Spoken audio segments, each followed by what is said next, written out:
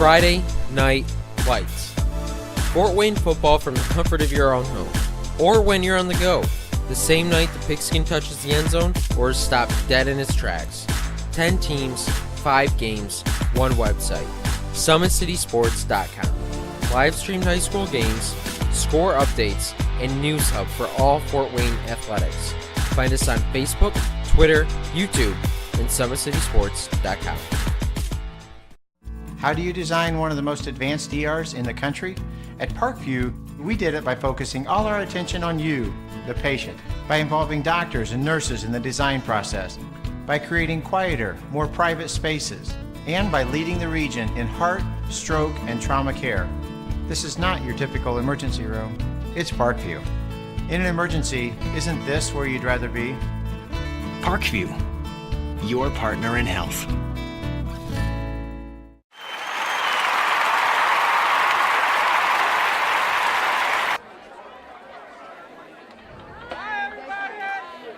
Greetings, everybody, from Chambers Field at Northside High School. Welcome to week number 6 of the high school football season in Fort Wayne, Indiana.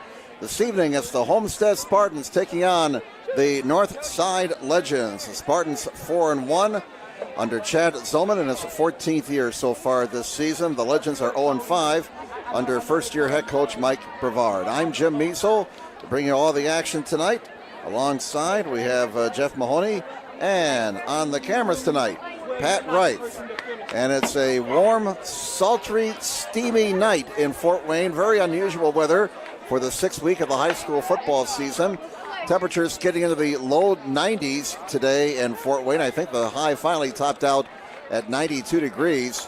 But we don't get this kind of weather in this part of the country in late September. The weatherman says we should get into the upper 70s by the time the game is over, but definitely the hot weather will be a factor tonight. Conditioning will be a factor, and hopefully the players on both sides have hydrated over the last couple of days. It's going to be that type of night. Looking at Old Glory over here to our right, it is not moving. No breeze whatsoever. So it's going to be a hot one tonight here at Chambers Field, to say the least. Homestead opened the season by winning their first 4 games. They defeated Northrop 43-23. Concordia 49-25, Bishop Loras 47-3. Then they shut out Bishop Dwenger 42-0. Then last Saturday in the big showdown game down at Lucas Oil Stadium in Indianapolis, they ran into a buzzsaw as Snyder beat them 52-31. Snyder's ground attack, led by Christian Covington, gashed the Homestead defense for 315 yards on the ground, 196 by Covington himself. So we'll see how the Spartans respond. Remember, they've had one less day to get ready for tonight's game since they played Snyder last Saturday. For Northside, things are getting better gradually. They opened their season by losing to Snyder 59-7. Lost to Dwenger 37-0. Then they were beaten by Carroll 42-3. 2 weeks ago, they were beaten by Wayne 33-19. Last week, they were very competitive against Bishop Loras. In fact, Loras scoring a couple of late touchdowns to make it a 20-point victory for them. Loras winning 34-14 over the Legends of Northside. Let's step aside as we're getting ready for tonight's game between Homestead and Northside. Back with more from Chambers Field following this timeout on SummitCitySports.com. Their first state title ever in volleyball. And that is it! Fort Wayne, a city of champions. Athletes making their names known. On the field, Quick out to Craig Young. Uh-oh! This could go the distance, ladies and gentlemen. A 64-yard pitch and catch. and in the water. Everybody into the pool. This season, the competition That's deflected in! is getting colder. Game tied with Spartans Paul Lee with the conference best 18 points. Hockey is back for the 2017-2018 season. Our cameras are on the 6 city teams. Live stream games to Facebook and YouTube. Coming September 23rd, only on SummitCitySports.com.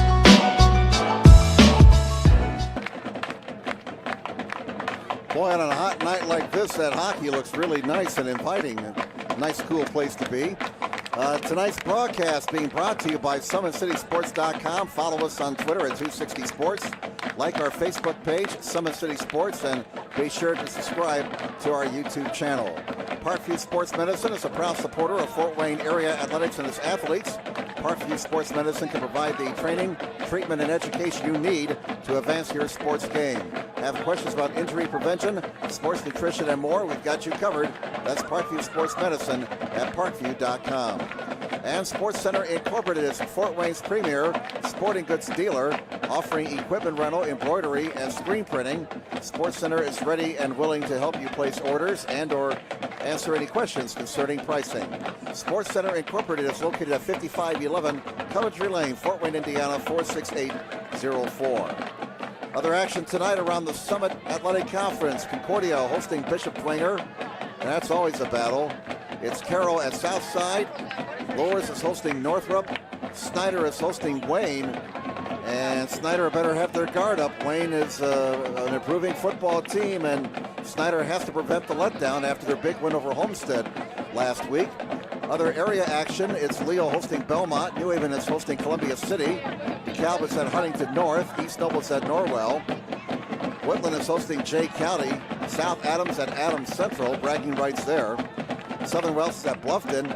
State-ranked Angola plays at Fairfield. Also, Lakeland hosting Central Noble. Eastside following their big win over Garrett last week. The Blazers are at Prairie Heights. Cherubusco hosting Fremont in the Battle of Eagles. Garrett is hosting West Noble. And Warsaw is at Goshen. And that's a look at some of the other action tonight. As we prepare for week number 6, taking a look at the standings in the Summit Athletic Conference. Snyder right now controls their own destiny at 5-0. Homestead's in second place at 4-1. Carroll, Concordia, Dwenger, Loras, and Wayne all at 3-2 as the Legends take the field below us here. North is at 1-4. North and South both at 0-5. So a very tight battle right now for third place in the conference. We've got 5 teams tied for third at 3-2. Week number 6, would you believe, as Maxwell Smart used to say to the Chief, would you believe that a week from Sunday is the draw for the sectionals at Indiana High School Athletic Association headquarters in Indianapolis. That'll be noon on Sunday, October 1st. So the postseason not that far away after tonight, only 3 weeks left in the regular season. We have some time. Let's take a look at the state rankings from the Associated Press this week in Class 6A. Snyder, after their big win, ranked number 2 in the state behind Ben Davis. Ben Davis, the unanimous choice for number 1 in 6A. Valparaiso's ranked 3rd. Homestead got some votes. In 5A, Roncalli is number 1, followed by New Palestine and Concord. In 4A, Evansville Wright's the number 1 team, followed by Lowell and Evansville Central. Lots of teams in the top 10 from our part of the state. In 4A, New Haven is ranked 4th. Actually, they're tied for 4th. No, check that. They are 4th. They were tied for 4th last week. Northwood is ranked 5th. Northridge, the Raiders, are number 6. Angola's number 7. Dwenger drops down to number 10 this week. In Class 3A, Gibson Southern is number 1, followed by Cardinal Ritter and West Lafayette. Concordia up to number 8 this week, and Loras got some votes. In 2A, Eastbrook is number 1. Woodland is ranked 2nd. They did get a first place vote, by the way. Southridge is ranked 3rd. And in single A, Pioneer is ranked number 1, followed by Fountain Central and Monroe Central. Cherubusco is ranked 4th. South Adams 7th, and Eastside got some votes as well in the 1A poll. The captain's out in midfield as we're about ready to have the coin toss. Some players to watch out for tonight. Well, obviously for Homestead, it's their outstanding quarterback, Jaya Wright, who's having an incredibly outstanding season as Northside has deferred after winning the toss. Wright putting up some big numbers, both passing and rushing. Also, he's had quite a core of talented receivers. Grant Raber, Trevin Taylor. Those have been his 2 favorite targets, although right now Homestead a bit banged up in the backfield. We'll see who starts at running back.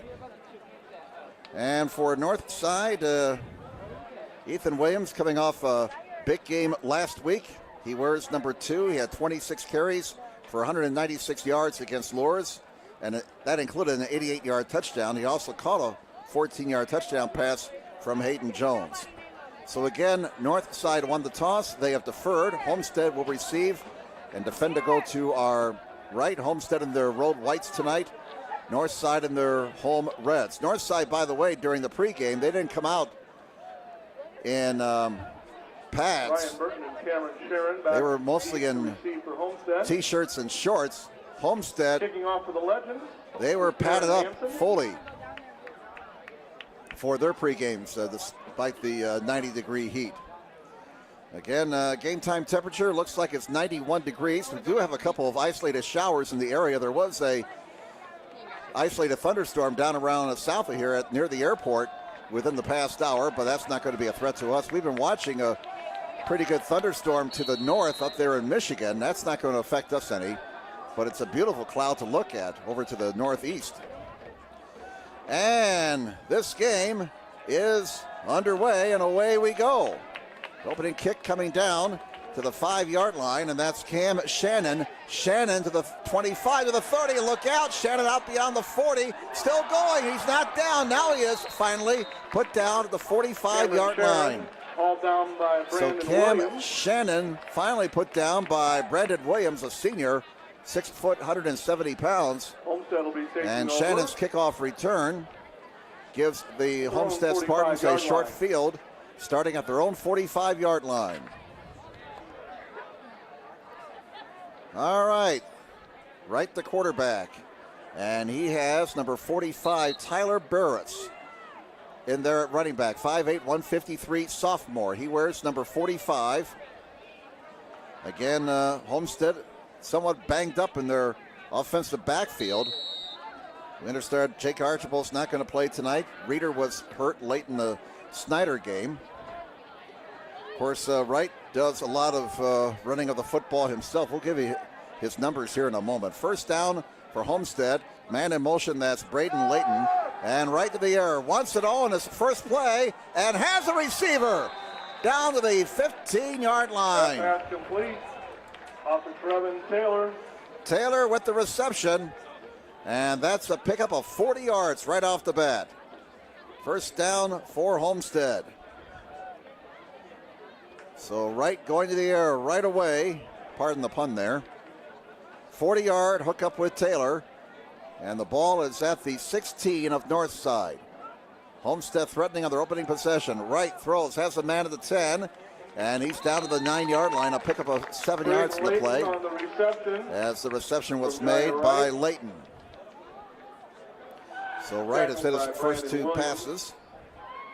Ball is at the north side 9. Second down and 3 for the Spartans at the Legends 9-yard line. We've played about a minute, and already Homestead is knocking on the door here as they get the play from the far side. So the Spartans showing no after effects of their loss to Snyder. Looking very crisp on their opening possession. And just as I say that, the right guard moved, and we have a penalty. And that'll be the first penalty of the night.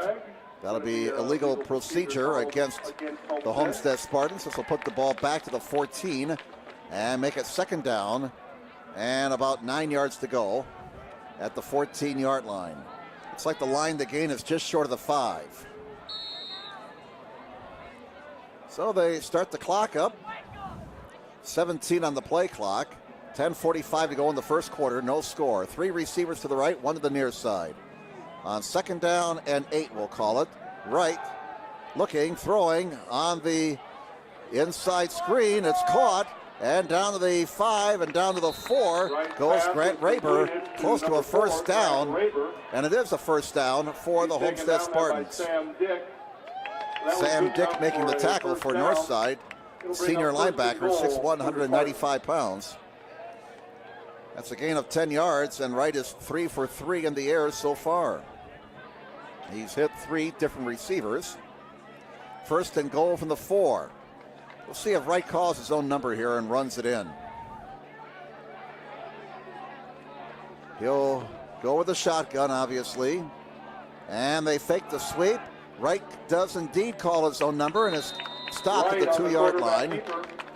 Brought down by Sam Dick once again. A 2-yard gain for Wright. And that'll make a second and goal for the Spartans at the 2. 9:45 to go in the opening quarter. Homestead threatening to score on their opening possession. They'll go with 4 receivers, 2 on each side. Second and goal, man in motion. Here is the handoff to Raber around the left end. Does he get in? He does. Give that man 6 points. Touchdown, Grant Raber. That's his. Well, that's his 5th touchdown at least this season. He has 4 receiving touchdowns. Raber takes it in from 2 yards out on the sweep. And with 9:33 to go here in the first quarter, Homestead on their opening possession marches it downfield, 55 yards for the touchdown, as we await the extra point now by Gunnar Fry. Good snap, spotted, booted in that direction, and the kick is good. So with 9 minutes and 33 seconds to go in the first quarter, your score is Homestead 7, Northside nothing. Raber taking it in from 2 yards out, and here's the replay. It was a basic sweep play. Just with his speed, got the corner, got to the pylon, and it's a touchdown for Homestead. So that's what the Spartans wanted to do right off the bat here on their opening possession, get a score and kind of get that bitter taste out of their mouths after that loss to Snyder last Saturday. So we get ready to see Northside go on offense for the first time. We mentioned Jaya Wright. Last week against Snyder, he rushed for 4 touchdowns, had 213 yards in the ground. For the season, he has passed for 1,246 yards, 16 touchdowns, and 4 interceptions. Rushing-wise, Wright is averaging nearly 5 yards a carry. He's rushed for 504 yards on 102 carries. He has scored 9 touchdowns this year. So Wright has accounted for 25 touchdowns this season for Homestead. 16 for the year, 9 on the ground. 9:33 to go in the opening quarter. Justin Bailey to kick off. Justin Bailey kicking off for the Spartans. He's a junior, 5'9", 145 pounds. Here's the boot by Bailey. High and short to about the 12-yard line. Up to the 20. And an opening to the 25. Still on his feet. And across the 35, still fighting for yardage. That's Jalen Lockett. Jalen Lockett, a great return. Takes that ball on the kickoff and carries it out. And Northside will have some decent field position for their opening possession. Watch Lockett's effort again. Last week against Lourdes, Jalen Lockett had 130 return yards against the Knights. Lockett, a senior, 6'2", 180 pounds. So Northside goes on offense for the first time tonight. They started their own 37-yard line. Homestead on top, 7-0, with 9:21 to go in this opening quarter. 3 receivers, 2 on the left side. And here's the handoff to the near side. And it's Ethan Williams picking up where he left off last week against Lourdes. A nice gain for Williams off the right side. He picks up about 8 yards, maybe 9 yards. We'll see whether they will spot the ball. Cam Shannon, who is heading to Bowling Green State University, making the tackle. Williams picking up 9 yards in the play. And I would imagine he will get a lot of touches again tonight. 2nd and 1 for the Legends at their own 46. 9 minutes to play in the opening quarter. 7-0 Homestead. 3 receivers. Javon Taylor's the quarterback. And they'll get a first down here. It's Williams again. And the Homestead defense, after surrendering 315 yards on the ground last week, surrendering 15 right off the bat in the first 2 plays for the Northside Legends. Williams into Homestead territory to the 49. A gain of 6 on that play. First down for the Legends at the Homestead 49-yard line. Right down here below us, a very lazy snap back to the quarterback, but it might work out as Taylor carries the ball, and Taylor gets good yardage up to the 41-yard line. You can see the improved play in this north side offensive line. We were here a few weeks ago when they played Carroll, and the line really struggled. but they are much improved now under first-year head coach Mike Brevard. 2nd and 2 from the 41. Another low snap. Bit of a delay on the handoff, and that kind of threw the timing off as Williams is dropped for a loss at the 42-yard line. He's hauled down for no gain by number 59, Tico Brown, and he's always in the middle of things. The Central Michigan University commit making the tackle there. So that brings up 3rd down and 3 for Northside. The ball's at the Homestead 42-yard line. 7:42 remaining in the opening quarter. 7-0 favor Homestead. Lined against the 39. And another running play. Williams has hit at the line of scrimmage, moves forward to the 41, but he's going to be short of that first down by a couple of yards. Williams, the ball carrier, once again wrapped up. Middle of the Homestead defensive line stuffing up that play. Brown. Sophomore Cam Rogers making the tackle. He had 7 tackles last week against Snyder. Coach Brevard wants to play field possession. He sends out the punt team on 4th and 2 at the Homestead 41. By the way, a shout out here to the News Sentinel's Reggie Hayes. Excellent article on Mike Brevard in yesterday's News Sentinel. I hope you had a chance to read it. It's still online if you want to check it out. It's an excellent article by Reggie Hayes. Here's the snap. Here's the punt. And that's Perrin Hansen with the kick. And the fair catch taken by Grant Raber at the 15-yard line. So that's where Homestead will start. Homestead 1st and 10. Will take over there, 1st and 10. 6:52 to go in the opening quarter on a steamy night in Fort Wayne. Some thunderstorms to the north in Michigan, but they're not going to affect us. We're still looking at that thunderstorm cloud all over to the northeast. That's been kind of spectacular to watch. 1st and 10 for Homestead at their own 15. Again, there was an isolated thunderstorm at the airport about an hour ago, but that's not going to affect us. Some rain also reported between Anderson and Fort Wayne late this afternoon. Folks coming back from Anderson after listening to the vice president speak. 3 receivers to the right.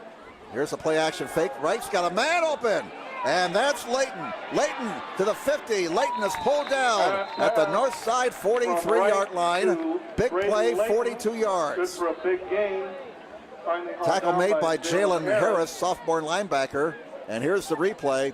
Wright, beautiful fake, had time. Excellent job by the offensive line for Homestead, giving Wright time to throw. And Layton made the catch and made a big play down to the 43. That's a pickup of 42 yards. That's Layton's 2nd catch of the night. 1st down number 3 for Homestead. The ball's at the north side 43. And a flag before the snap stops the clock with 6:21 to go in the first quarter. Homestead leading 7-0. And we have a offside penalty being whistled against Northside. I still call it offside. I'm still old school. I know nowadays it's called encroachment. 1st and 5 now for Homestead at the north side at 38-yard line. That 42-yard pass play flipping the field position over. Homestead now in Legends territory. Oh my! Tyler Barris, hello!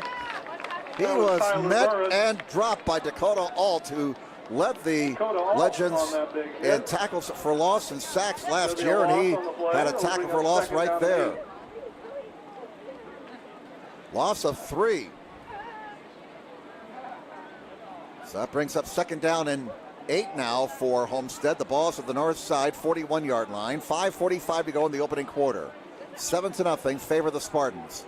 They go with 4 receivers, 2 on each side. 1 setback. That's the sophomore, Tyler Barris. And Wright's got time, now scrambles, gets away from pressure, and a flag comes in. The pass is incomplete. Another flag comes in. So we have laundry all over the place. And the officials are going to have to sort this one out. Clock is stopped with 5:30 remaining in the first quarter. I bet we have a hold on Homestead. That's probably the first penalty. And your guess is as good as mine on the second flag. The officials talk it over. Guy in the white hat will tell us here. Holding, Homestead. Holding called against Homestead. Interference on north side. So offsetting penalties. The jury will disregard that last play. Nothing happened. We'll replay the down. 2nd down and 8 from the north side 41. Once again, tonight's broadcast being brought to you by SummitCitySports.com. Follow us on Twitter at 260 Sports. Like our Facebook page at Summit City Sports, and be sure to subscribe to our YouTube channel. 2nd and 8 from the 41, right out of the gun. Pass time again. Boy, that line's giving them all night to throw. Pass is caught. That's Trevin Taylor. Taylor's to the 27-yard line, 14-yard pickup, and a first down for Homestead, and Wright is 5 for 5. In on that hit, as was Sam Dick. Sam Dick among the tacklers for Northside. Here's the replay again. Again, you got to give your props to that offensive line. They are doing a great job giving Wright all kinds of time. Taylor's second catch for 54 yards. Ball is at the Northside 27. First down for Homestead. Flag comes in just as the ball is snapped, and this looks like a legal procedure against Homestead. Flag, and it looks like it's going to be, and it is. That'll be their Homestead. second penalty. That's the second penalty against Homestead for 10 yards. 5:03 remaining in the first quarter. Homestead 7 and Northside nothing. Week number 6 of the high school football season. Now 3 receivers to the right, 1 to the near side for Homestead. On 1st and 15 from the 33 of Northside. Wright rolling to his right. Gets away from 1 man. Gets away from 2 men. He will run. He gets away from 3 men. And he is still going. And he is down to about the 10-yard line. That was just pure speed right there. Lockett finally hauls him down. Is after a first down for Watch Homestead. this kid's speed. Watch him now outrun 3 guys. Here's 1 guy. Whoop. Here comes the second guy. Whoop. Missed him. Here comes the third guy. Got a block. But Wright did that on his own. And now they want to reset the play clock. As the ball is at the 11. 22-yard pickup there for Wright. First down number 5 unofficially for Homestead. They're at the 11, so they can get a first down without getting a touchdown. Apparently now they got the play clock straightened out. First down for Homestead at the Northside 11. 4.5 minutes to play in the opening quarter. Homestead leading 7-0. Trying to make it 2 out of 2 on their opening possessions. Man in motion, play fake to him. Right throws, it's caught at the 5, down to the goal line. Give that man 6 points. Grant Raber, touchdown. 11-yard touchdown pass, right to Raber. To Grant Raber. And Raber has another touchdown. He's got 1 on the ground, 1 via the air. That comes with 4:19 to go in the first quarter. 11-yard touchdown pass, right to Raber. And for Wright, that's his 17th touchdown pass of the season. For Raber, his 5th touchdown reception. On for the extra point is Gunnar Fry. Ball is spotted, kick is up, and the kick is good. With 4:19 to go in the first quarter, a new score on the board. Homestead 14, Northside nothing. 85-yard touchdown drive there for the Spartans. Capped off on an 11-yard touchdown pass right to Raber. 14-0 favor the Spartans. Here's the replay of the touchdown. Again, Wright getting time, and Raber getting by a couple of defenders into the end zone. And you can't talk about that Homestead offensive line enough. They've done a great job all year long, and they're doing a fantastic job tonight. And if you're a Homestead supporter, you got to be happy with how the Spartans have come out and started this ball game. You know, there could be a tendency after a big game like what happened last Saturday, and especially after a loss like that, plus throw in the fact you only have 6 days to prepare, maybe a lethargic start, but that has not been the case. The Spartans offensively have looked very sharp in the first 8 minutes of this ball game. Here's the boot by Bailey, high and short again to the 11-yard line. And let's see if Lockett can make a play here. He's brought down at the 28-yard line. Lockett takes that kickoff. So Northside takes over at their own 28. Number 29, Ryan Burton. Northside's second possession of the night. They picked up a couple of first downs on their first possession before being stopped at the Homestead 41, and they were forced to punt. They pinned Homestead deep in their own territory, but the Spartans managed to get out of trouble with a big play and eventually marched it 85 yards for the touchdown. Javon Taylor, 5'9", 170 senior, number 5. He's the quarterback. And not a whole lot on that play. They tried the middle. Williams only got about a yard. Now bring up 2nd down and 9. Wright is 6 for 6 in the air so far tonight for 124 yards. Taylor has yet to throw the ball. Now we have an official timeout with 3:47 to go in the first quarter. And a shaken up Homestead player. Is that Tickle Brown going off? Yes, sir. That's Tickle Brown, the senior, going off the field. Not being helped off, but he's walking slowly off the field towards the Homestead side. And boy, you don't want to lose that guy if you're Homestead. On 2nd and 9, a delayed handoff. The quarterback keeps the ball, and he's going to be dropped behind the line of scrimmage. Taylor kept held on to the football. Well, he did manage to get back to the line of scrimmage for no gain. So north side facing 3rd and 9 at their own 29-yard line. No gain on the play. 3:17 remaining in the opening quarter. Homestead on top, 14-0. Line the gain is to 38. 2 receivers to the near side, 1 to the left. Let's see if quarterback Javon Taylor puts the ball up here out of the shotgun. And he fakes the handoff, rolls to his right, and he's in trouble. Down he goes, back at the 23-yard line. Cam Rogers, the sophomore. Last year as a freshman, he had 46 tackles. And he got the sack there, a loss of 4. Here's the replay. And they just didn't buy the fake.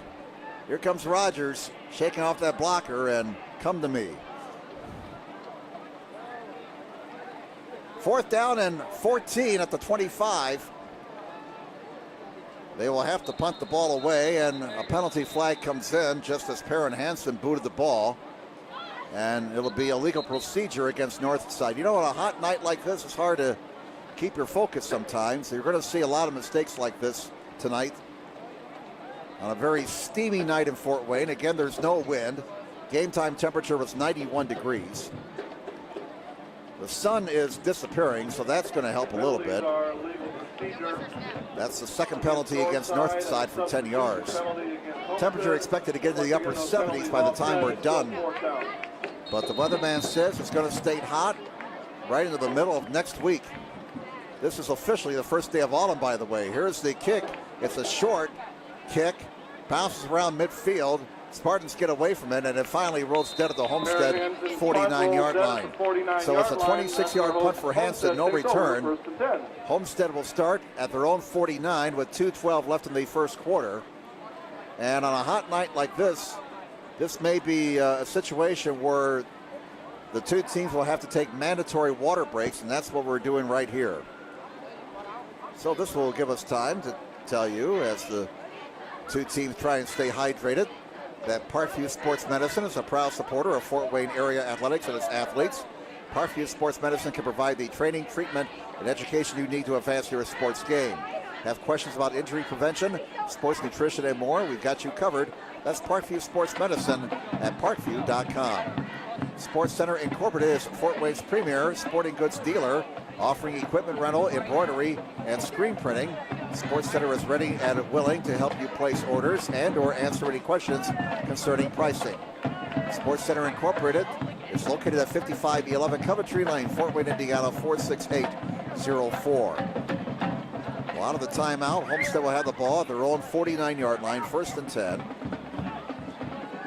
14-0 favor the Spartans with 2:12 remaining in the opening quarter. A good start here for the Spartans. Wright, 6 for 6 for 124 yards and a touchdown. They have scored on their first 2 possessions. 4 receivers, 3 to the right, 1 to the near side, right down here below us here at Chambers Field. We're located on the Homestead 45-yard line. Right, quick pass. He has a man. That's Layton. Layton to the 45, to the 40.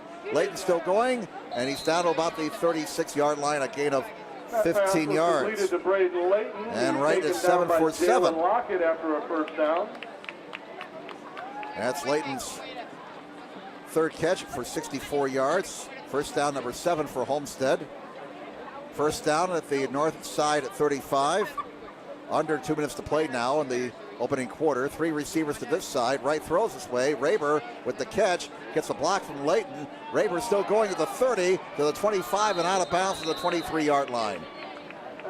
And how about Layton coming back to throw a block there? Forced out of bounds by Brandon Williams. Gain of That was 12. another Homestead first down. And once again, the Spartans are matriculating the ball down the field. Offense looks pretty good right now if you're Homestead. 1:43 left in the first. 3 receivers to the right, 1 to the near side. Ball to the north side 22. Right. Hit as he threw. That time it's intercepted. And we have an interception at the 5-yard line by Javon Taylor. And the first mistake by the Homestead offense tonight, as Wright was hit as he threw the ball. Here's the replay. Finally, they got some pressure up the middle. And that looked like, I believe that was Dakota Alt who was pressuring Wright. I believe that was 72. I couldn't quite see on the video, but whatever. Wright threw that ball up for grabs, and Taylor got the pick. That's the good news for Northside. The bad news is they have to start at their own 6-yard line. First and 10 for Northside at their own 6 following the Homestead turnover. Spartans still lead 14-0. Taylor, who just had the interception, takes the snap, goes off to the right. He pitches it back now, and Williams is brought down at the 5-yard line. That's going to be a loss of 1. Pitches that ball to Ethan Williams, who was tackled by number 11. That's Nick Martin. Tackle is credited Going to be a loss of to number 11. That's Nick Martin. He's a sophomore, 5'11", 170-pound linebacker. Loss of 1 in the play. And we have 1:10 to go in the first quarter. 14-0 Homestead. Second down and 11 for Northside at their own 5. Taylor hands it off and nothing doing. Williams looks like he's being keyed on right now. May have gotten back to the line of scrimmage. Brought down by Martin again. And Austin Layton, he's a junior, 6'3", 195 pounds. And that's going to be a loss of 1 back to the 4. They're going the wrong way. Ball is at the 4, 3rd and 12 for Northside. Line the gain is their 16 with 35 seconds to go in the first quarter. 15 in the play clock. Let's see if Taylor puts it up here. 2 receivers to the left. He's back at his own end zone, gets away from 1 man. Still has it, now throws. He's got a man. Oh, he missed him. Oh, I tell you what, R.J. Armstrong had beaten his man to the inside, but the pass was not there. There is a flag down, though, at the north side 14. In fact, there are 2 penalty flags down. That stops the clock with 21 seconds to go in the quarter. And we're going to have an ineligible receiver downfield against Northside. Ineligible receiver downfield for Northside. And apparently that's going to be the only penalty. Homestead declines the penalty, and that'll bring up 4th down for the Legends at their own 4. And Perrin Hansen will be kicking out of his own end zone. 21 seconds to go. Let's see if Homestead brings the house here. The game I did up in Coldwater, Michigan last Friday, Coldwater was winning with 20 seconds to go. They had a punt block, and the other team, Parma Western out of Jackson County, returned it for a touchdown, and that was the ball game. Here's the kick. It's a line drive. Bounces down to Shannon at the 36. He breaks a tackle, breaks another tackle, and he is down to the 30, maybe the 29-yard line. So Shannon giving Homestead a very short field here. And Homestead will start at the north side at 30-yard line, 1st and 10 for the Homestead Spartans. Here's the replay. Shannon breaking 1 tackle. Nice move there. Whoop! Made another guy miss. That was my attempt at doing the Chris Berman whoop. And it's not as good as the original. First down at the north side at 30. Right to the air, fires. And he has a man at the 25-yard line to the 24-yard line. And that'll be the last play of the first quarter as the catch was made by Raber. We have played one quarter here at Northside Chambers Field. After one quarter, Homestead 14, Northside nothing. Let's step aside. Back in the second quarter in just a moment on SummitCitySports.com. How do you design one of the most advanced ERs in the country? At Parkview, we did it by focusing all our attention on you, the patient, by involving doctors and nurses in the design process, by creating quieter, more private spaces, and by leading the region in heart, stroke, and trauma care. This is not your typical emergency room. It's Parkview. In an emergency, isn't this where you'd rather be? Parkview, your partner in health. Southside has a large number of our students from our IB program accepted into the IU full immersion program, and so obviously us getting them into foreign languages is making them prepared for that. Avec le pays, je suis plus global, et pour cette raison, j'aime bien en français. I said that with IB, I feel like a more global-minded person. For that reason, I think IB is really important.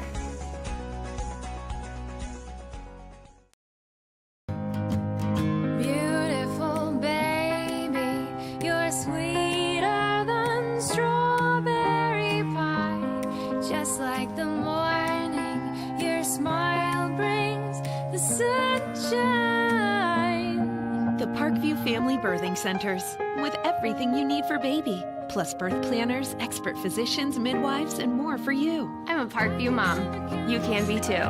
Learn more at parkviewmom.com.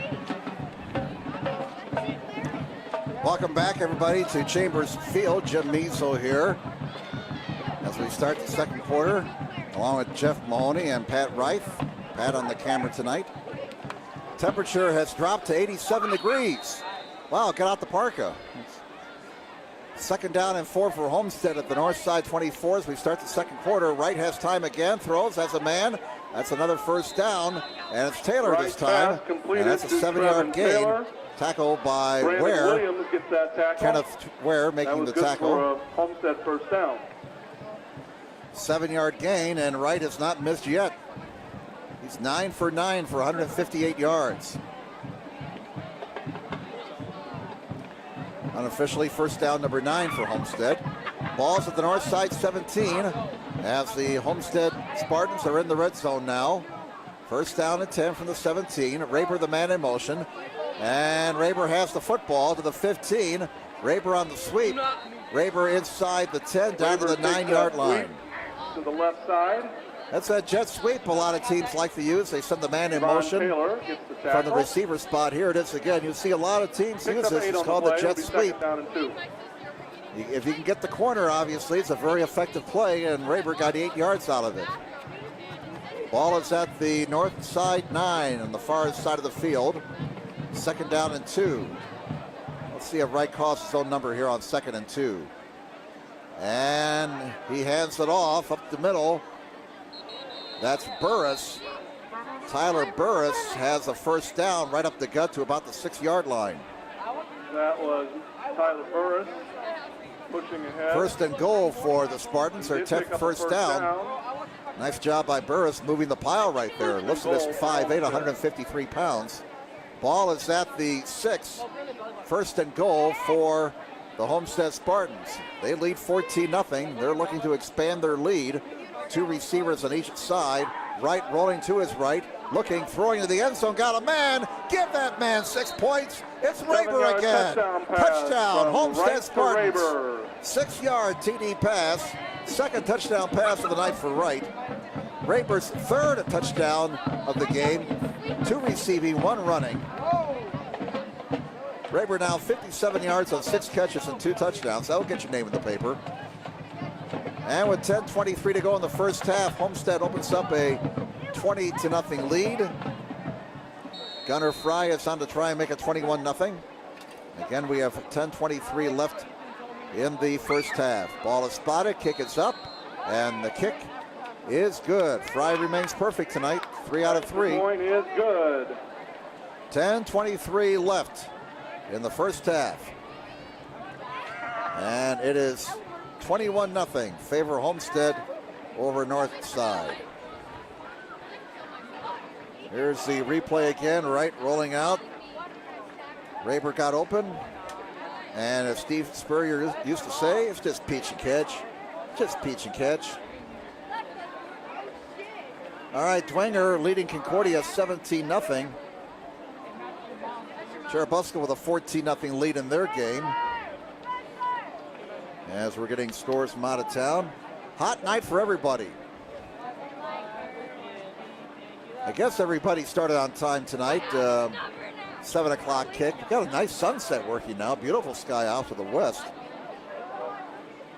Up in Michigan, I know some of the games were delayed a half hour to try and avoid the sunshine. Well, the sun is gone now. That helps. Boy, I tell you what, that thundercloud off to the northeast, if we can get a shot of that with the sun going down, we'll have to get a shot of that. I know we only have one camera. Here's the kickoff down to the 10, and there's Lockett. Lockett's still going. He stays in bounds. He breaks another tackle, and he's finally called out of bounds at the Homestead 45-yard line. Kickoff, and he steps out of bounds. A nice return for Lockett, who's done a fine job on the special teams during the last couple of weeks. Here's the replay. Lockett doing a tight wire act down the near side. And a nice return, giving Northside a short field at the Homestead 45-yard line. First down for the Northside Legends at the Homestead 41. And Lockett with that return, giving the Northside fans something to cheer about. It's been a tough year for the Legend faithful, but I'll tell you what, you folks here at Northside, give Coach Brevard a chance. Give the man a chance. Running play for Williams up the middle. He gets about 3 yards to the 42 of Homestead. Like number 47 down at the bottom of that pile. Like Jack Klein was in on the tackle. Here's the replay. And a nice job by the north side line, opening up a little bit of a crease for Williams. Ball's at the Homestead 42. Second down and 7 for the Legends. 9:42 to go in the first half. Low snap from center. Williams is going to be brought down at the line of scrimmage. Nick Martin, we've called his name a few times tonight. The sophomore doing a nice job on defense for Homestead. Martin credited with that loss. Williams losing a yard there. That brings up 3rd and 8 at the Homestead 43. 21-0 favor Homestead over Northside. Clock is running, 9:12 remaining in the first half. A lot of running plays and a rather quick first half. Wright is 10 for 10 in the air for 164 yards. Here's a long pass down the near side, and it's nearly intercepted. As that pass intended on the near side for Winston. Incomplete. That'll bring up 4th down. That brings up 4th down. Looked like number 43, Braden Malki on the coverage. Malki on the coverage. Number 43, 5'10", 145 junior. 4th down and 8. And they will punt the ball away. Perrin Hansen in punt formation. Good snap. Gets it out of there. And it's down inside the 13. Fumbled. Now picked up. And there goes Shannon. Shannon to the 30. Shannon to the 35, the 40. He's down to the 50. He's all the way down to the north side 44-yard line. Shannon bobbled the punt. That may have thrown off the north side coverage. And Shannon with a big return over 45 yards to the north side 44-yard line. Here's the replay. Sometimes when that punt returner bobbles the ball, it's a blessing in disguise. Shannon kept his head, picked up the loose football, and went to the far side, got a couple of blocks, and made a nice move there. Before he was brought down at the 45 on north side. So 8:37 remaining in the first half. 21-0 favor Homestead. Here come the Spartans again. They have scored on 3 of the 4 possession. Bad pitch. Ball is still loose. Finally covered up by Burris. Well, they tried the option pitch there, and that's one of the reasons why you don't see that wishbone offense anymore. Loss of 8 on the play. It's going to be a loss of 8 on that play. All the way back to the Homestead 47. That brings up second down and 18 now for the Spartans at their own 47. Line the gain is to north side 35. And the clock continues to run. Down to 8 minutes to play now. Second and 18 from the 47. 2 receivers to the left, 1 to the near side. Burris, the lone setback. And here is a play action fake. Wright scrambling in some trouble. Wright, shovel pass, caught at midfield. And out of bounds near the 46. They're still behind the down markers. Looked like the catch was made on the far side by Taylor for a gain of 6. Out of town, Snyder leads Wayne 7-0 in the second. Twanger was up 17-0 on Concordia last we heard. And New Haven leaving Columbia City. Is that a 7 or a 1? Here's the pass. And it's caught. That's going to be a first down. Down to the 30 to the 29-yard line. Raber again. That's going to be a 16-yard pickup. But that was another Homestead first down. First down for Homestead. That's their 11th. And Wright, we've got him 12 for 12 for 186 yards. His only miscue was the interception. So I guess you got to count the interception as like an incomplete pass. Okay, so we should make a 12 out of 13 for 186. That's right. Here's the pass, another completion. Raber cut down to the 21-yard line, close to a first down. Check that. Raber on the reception, taken down by Javon Layton Taylor. made the catch. Layton with the catch. 14 instead of 4. I beg your pardon. 8 on the play. Gain of 8 on the play. Second down and 2 upcoming for Homestead. The ball's at the north side 21-yard line. 6:48 to go in the first half. 21-0. Homestead once again matriculating the ball down the field. Ball's at the north side 21 on second down and 2. 2 receivers each side. Man in motion for the far side. Play action. Wright wants it all, and it's incomplete. As Taylor was the intended receiver there. That's Wright's first incomplete pass of the game. Down. So on his 2 misfires, he's had an interception and an incomplete pass. That's his 15th pass. He's completed 13 for 194 yards and 2 touchdowns. Third down now, 3rd and 2 from the 21 for Homestead. 2 receivers on each side. Raber the man in motion. And he has the handoff. He is going to get the first down. I do believe it's going to be spotted down right at the stick. The official's going to look it over. Raber picking up 2 yards right there. Like they're going to and measure it looks like they're going to have to down. measure here. They'll bring in the sticks from the far side with 6:17 to go. First down. Well, they're not going to bring in the sticks. Make it a first down for Homestead. And that's a dozen first downs for Homestead unofficially. Coming down to 6 minutes to play here in the first half. Homestead again in the red zone at the 19. And movement before the snap. Penalty flags come in. Flags. Looks like it's going to be encroachment. Offside against north side. Third penalty against the Legends for 15 yards. This will put the ball at the Legends 14 and make it 1st and 5 for Homestead. Spartans on top, 21-0. 2 receivers on each side. Wright throws to the far side, threw behind his receiver who didn't turn around to look for the football. Pass was intended for Aiden Vachon. That was Aiden Vachon, the intended receiver. But he didn't look for the ball, so obviously miscommunication there. And that brings up second down and 5 for Homestead. The ball is at the north side 14. Incomplete pass stops the clock with 5:53 remaining in the first half. 21-0 Homestead. We got 2 receivers to the near side, 1 to the left it looks like. And right play action, rolls to his right, throws on the run, got a man inside the 5, down to the 2. That pass was completed to Trevin Taylor. And Taylor with the reception. The goal line by Javon Taylor. 13 yards on that. Pitch and catch. Taylor's fifth catch of the night. First and goal for Homestead, their 13th first down, and the ball is at the 2. With 5.5 minutes to play. Play clock at 15, plenty of time for the Spartans. It's at the 2-yard line.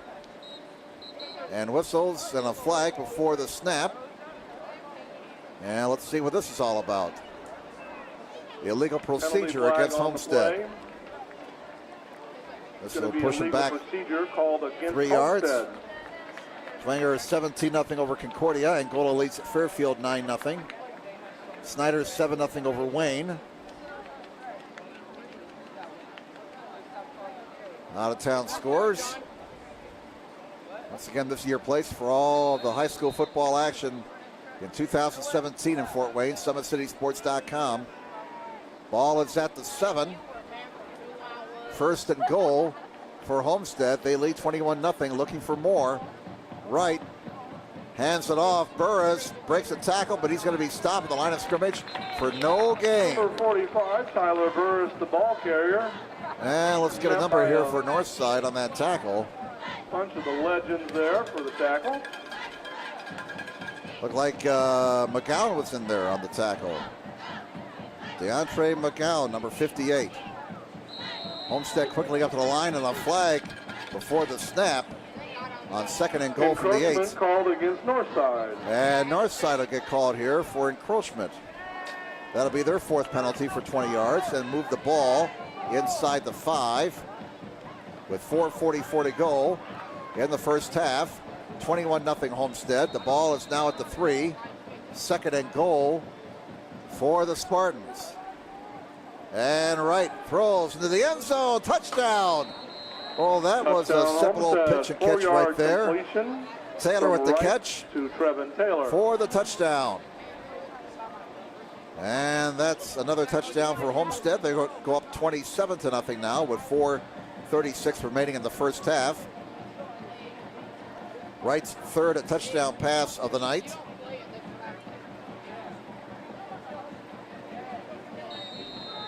And Fry is on to try the extra point. Waiting for the snap. Fry trying to make it 4 out of 4 on PATs tonight, and he does. Fry's extra point. So we have a new score on the board. Homestead 28, Northside 0, with 4:36 to go in the first half. Well, a lot of folks thought it'll be a lopsided game, and it's turned out to be. Concordia 0. Carroll 21. East Noble now leads Norwell 8-0. Dwenger has opened up a 17-0 lead at Concordia. So Jaya Wright, his third touchdown pass of the night. He's thrown the ball 18 times. He has completed 15 for 211 yards tonight. It's not bad. Raber has 2 of the touchdown catches. Taylor has 1. Raber has also run in a touchdown from 2 yards out. 28-0. Homestead over Northside. And we have 4:36 to go until halftime here at Chambers Field at Northside High School. Started at 91 degrees. Last we checked, it was down to 87. The sun has left us. Get an update on the temperature here. Now we're still at 87, they say. If we check out the handy-dandy weather app we have, 87 degrees right now. Here's a squibber. Watch this one bounce. Inside the 20, that's a free ball. Did anybody touch it? No, it goes out of bounds, and that's going to be a penalty against Homestead. Out of bounds, bringing out the penalty flag. So Northside will have the option of making them kick it again or taking it at the 35. And they will take it at the 35. It looks like. So that's where the Legends will start, first and 10, with 4:35 to go in the first half. Homestead has scored on 4 of their 5 possessions in this opening half. Northside had a couple of first downs on their opening possession, but not a whole lot of offense since that time. Homestead obviously with a big edge in the stats. They lead 28-0. We'll probably see a lot of second string and third string guys in the second half the way this thing is going on this hot night. Homestead rushing 3 down linemen here, dropping 8 back. And there goes Williams. And Williams, a nice game for the Legends. Almost has the first down out to the 44-yard line. Close to a first down. He's going to be short. That's the 8th carry for Williams for 27 yards tonight. A gain of 9 on that play. Second down and 1 for Northside at their own 44. Both teams have all 3 timeouts left. Coming down to 4 minutes to play in the opening half. 2 receivers to the right. Quarterback Taylor keeps the ball, gets a first down to the 48-yard line. Taylor on the keeper. So Taylor picking up 5 yards there. Klein made the tackle. Actually, they're going to give him 4 yards. Spot the ball at the 48 of Northside. First down for the Legends. They'll go with 2 receivers to the right, 1 to the near side on first down. Taylor hands it off to Williams, and he gets up to about the 50-yard line after a gain of 2 yards. Ethan Williams, 5'10", 160 pounds senior, had a big night against Lourdes last week, rushing for 196 yards. He's got 29 yards tonight on 9 carries. Second down and 8 for Northside at the 50 with 3:24 to go in the first half. Homestead leading 28-0. 16 on the play clock, plenty of time here. Taylor now with 10 on the play clock. Second down and 8 at midfield. Williams again. Williams in trouble. Williams goes down. Behind the line of scrimmage. They will spot him down at the 47-yard line. And that'll be a loss of 3. Rogers among the Spartan tacklers. Here it is on the replay. Third down and about 12. As that play was blown up early. So third down and 11 now for Northside. 3rd and 11 at their own 47. Line the gain is to Homestead 42. We're down to 2:38 remaining until halftime. The outstanding Northside Legend marching band warming up. We'll see him at halftime. There's a man wide open. Oh, he overthrew him. R.J. Armstrong was wide open, and Taylor overthrew him. Armstrong. That'll bring up 4th down. And that brings up 4th down and 11 for the Legends. They will have to kick it away. The ball is at their own 47. 2:29 left in the first half. Oh my goodness, Armstrong was wide open. He could have rumbled for an extra 20 yards, but the pass was too high. Perrin Hansen in punt formation. Watch out for Cam Shannon. He had a big punt return last time. Shannon will try it again. Shannon to the far side. Breaks 1 tackle. This time they got him at the 30-yard line. Hansen's kick fielded by Cameron So Shannon. Homestead will take over there 1st and 10 with 2:17 to go in the first half. Homestead 28, Northside nothing. Jaya Wright has passed for 211 yards tonight and 3 touchdowns. He now has 19 TD passes this season, and he's approaching 1,500 yards in passing for the 2017 campaign. We still have 3 weeks to go in the regular season. He could top 2,000 yards by the time we're done. Right to the air again, throws it short, has a man at the 30. That's Burris, and Burris is down to the 35-yard line. Pass completed to Tyler Burris. A gain of about 10 yards there. Down after a gain of about 5 by number 19, Isaiah Weaver. Actually, that's a 5-yard gain. I was getting my yard line markers mixed up there. So second down and 5 for Homestead at their own 35. Right on 2nd and 5, throws it short again. He's got Taylor. Taylor to the 40. Taylor still on his feet. Look out, 50. Breaks another tackle. 40, 35. Rumbling, bumbling, stumbling. All the way down to the north side. 25-yard line. Oh my goodness, what an effort by He's Taylor. finally taken out of bounds by Quincy Moore. Watch this. Look at that, he stays on his feet. Breaks 26-yard line. That was a Homestead first down. Homestead first down to the 26. Here it is again. Breaks 1 tackle, gets a block, breaks a 2nd tackle, breaks a 3rd tackle. Shades of Marshawn Lynch a few years ago in that playoff game against New Orleans. Here's Wright throwing. Inside bubble screen is incomplete. Pass ruled incomplete. That stops the clock with 1:33 to go here in this first half. Oh boy, what a effort by Taylor. 24 yards. We're going to call that about a 34-yard play there. We got so excited we forgot to put it down on our stat sheet. So I got Taylor now with 117 yards receiving. He has 7 catches tonight. So does Raber. Second down and 10 for Homestead at the north side. 26. Minute 33 to go until halftime. Homestead on top, 28-0. Trying to put an exclamation point in this opening half. No letdown for the Spartans tonight after that loss to Snyder last Saturday in Indianapolis. Right throws, got a man, Taylor again. Look at him. He's down to the 19-yard line. Stays in bounds, so the clock keeps running. Quick pass out there. They're going to call that a 6-yard gain.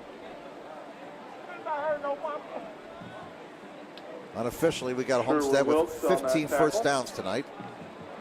Homestead has all 3 of their timeouts left. Clock continues to run. We're down to a minute 7 before halftime. Third down and 4 from the 20. Wright, quarterback draw, gets the first down. He's to the 10, Wright's to the 8. Give him 12 yards in that carry. And a first down for Homestead. First and goal coming for the Spartans. 8-yard line. Here's the replay. Wright calling his own number on the quarterback draw. Make a nice spinorama move there. They start the clock, or the officials trying to start the clock. Now they do. I thought his right arm was going to fly off for a second the way he was winding it up.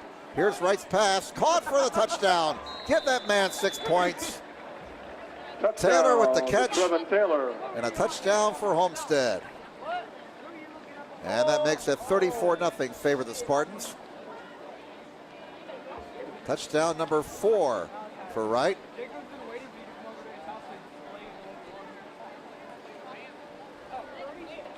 And Fry is on to try the extra point with 47 seconds remaining in the half. Trying to make a 5 out of Fry. Archibald holding. Waiting for the snap. Bit of a high snap there. Spotted, booted, and the kick is good. 47 seconds to go until halftime. Homestead 35, Northside nothing. As Wright has 4 touchdown passes tonight.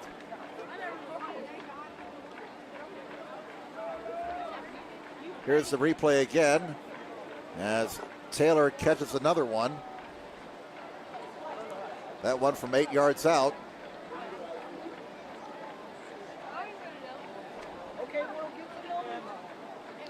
Wright's distributed the ball nicely tonight. Raber has 7 catches. Taylor now has 9 catches. Layton has 4 catches. So Taylor with 9 catches tonight. Last week he had 9 catches for 142 yards. And Taylor now with 10 touchdown receptions for the season. Let's see, Woodland on top of Jay County, 19-0. Last we heard, Dwenger was leading Concordia 17-0. Boy, the Dwenger Saints, they're kind of a hard team to figure out. Talk about a Jekyll and Hyde team this season. Boy, what a game they had with Carroll last week. Mercy, right down to the wire on that one. Here's a squibber. Oh, down to the 16-yard line. And it's Lockett. Lockett's in the clear. One man the beat. Lockett to the 30. Lockett is finally brought down by Shannon at the 22-yard line, giving Northside some hope here with 37 seconds remaining until halftime. Lockett continues to pile up the yardage on special teams. Here's the replay. They try to squib it, but Lockett got the ball, got a seam, and with his speed, looked like the kicker fell down there, and Shannon hustled him down from behind, saving the touchdown. At the 22-yard line, a big chance here for Northside to get on the board before halftime. And a low snap. Williams, the handoff. He's up to about the 19-yard line. Williams. And Northside has all 3 of their timeouts left. Will they burn one here? The clock never started. The clock never started. It still shows 37 seconds. Northside calls timeout.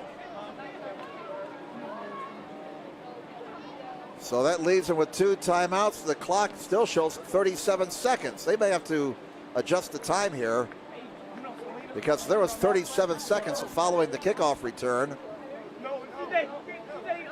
35-0 favor Homestead. Northside still with 2 timeouts left. Once again, tonight's broadcast being brought to you by SummitCitySports.com. Follow us on Twitter at 260 Sports. Like our Facebook page, Summit City Sports, and be sure to subscribe to our YouTube channel. Parkview Sports Medicine, a proud supporter of Fort Wayne area athletics and its athletes. Parkview Sports Medicine can provide the training, treatment, and education you need to advance your sports game. Have questions about injury prevention, sports nutrition, and more? We've got you covered. That's Parkview Sports Medicine at parkview.com. Well, they did not adjust the clock, so there was no time ran off on that last play. It remains at 37 seconds. Well, home field advantage, I guess. 2nd down and 8 for Northside. The ball is at the 19 of Homestead. It's Williams again. No, check that. Taylor kept it, and Taylor gets back to the line of scrimmage for no gain. Clock down to 27 seconds. And now Northside takes the timeout. That leaves them with 1. Northside calls timeout. Clock is stopped with 26 seconds to go. Homestead on top, 35-0, but a big kickoff return by Jalen Lockett. Again, Lockett had 130 yards in return yards against Lourdes last week, and I would guess he's over 100 yards in return yardage tonight. He's had a couple of big ones. 35-0 Homestead. 1 timeout left for Northside as they try to get on the board before halftime. Looking ahead to the final 3 weeks for these two teams. Northside next week plays at South. Then they host Northrop and close out the regular season at Concordia. Homestead next week plays at Carroll, and boy, fasten your seatbelts for that one. And then they close out the regular season with 2 home games. They'll be hosting Wayne October 6th and Southside on October 13th. Again, we draw for the sectionals a week from Sunday. Ball is at the 19-yard line, and a flag comes in before the snap. We're going to have illegal procedure against Northside.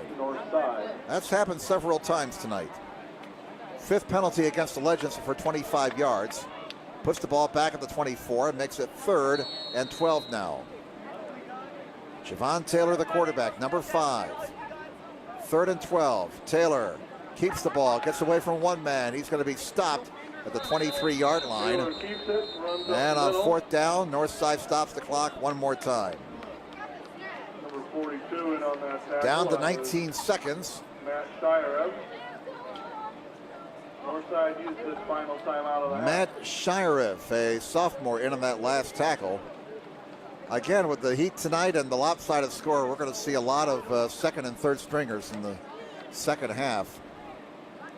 We may see the number 1 offense for one series before the subs get brought in.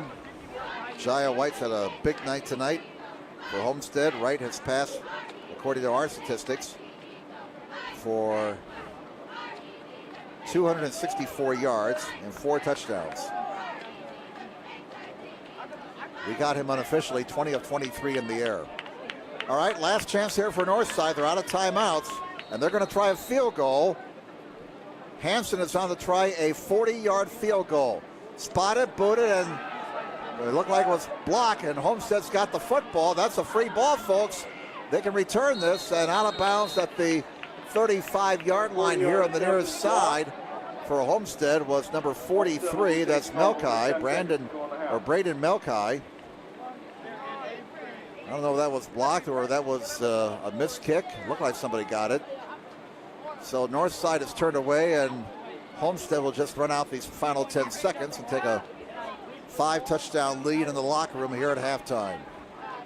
And they'll go into the victory formation and take a knee here. Wright will take the snap and take a knee, and that will do it for the first half. So as expected, the Homestead Spartans in firm command of this one here tonight at Chambers Field. Halftime, the Homestead Spartans 35 and the Northside Legends nothing. Let's take this timeout. We'll come back with halftime activities at Chambers Field following this timeout on SummitCitySports.com.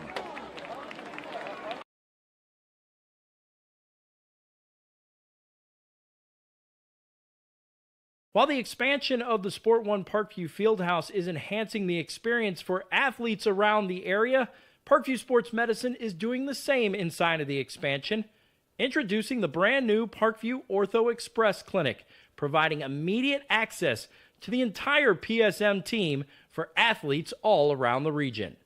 We have this team that we can take care of them from the moment they come in, present with their injury, take them all the way through to the point where they're ready to be back to the performance level that they came in pre-injury.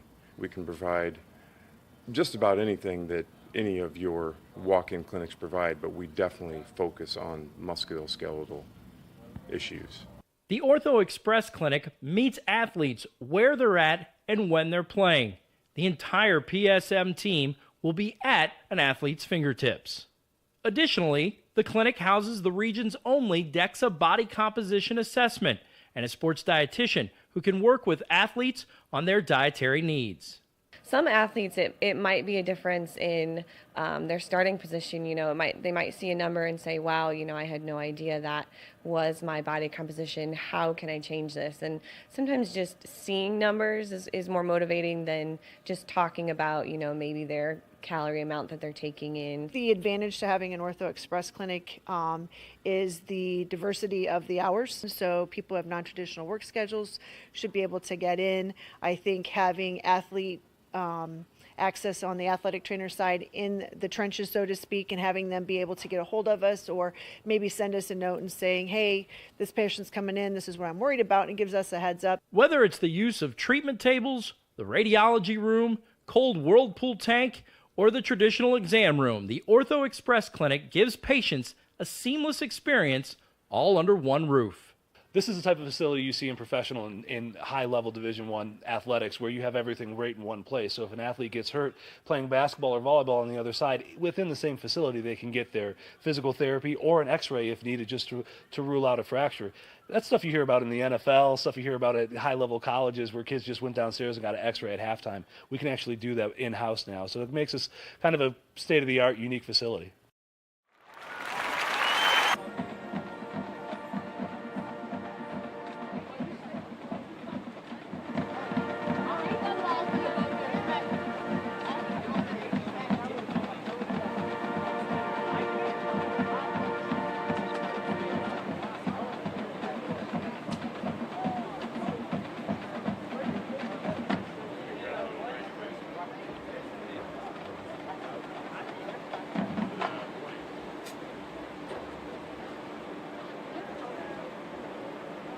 Under the direction of Mr. Ed King and Marcus Farr, the Northside Marching Legends will be presenting their 2017 program, Hide and Seek. Tonight's musical selection is The Lost Melody, an original composition by 1986 Northside alum Kent Cleve. Our Northside drum majors are Tyree Banks, Grace Henshin, and Nathan Quaintance. The field is yours for halftime performance.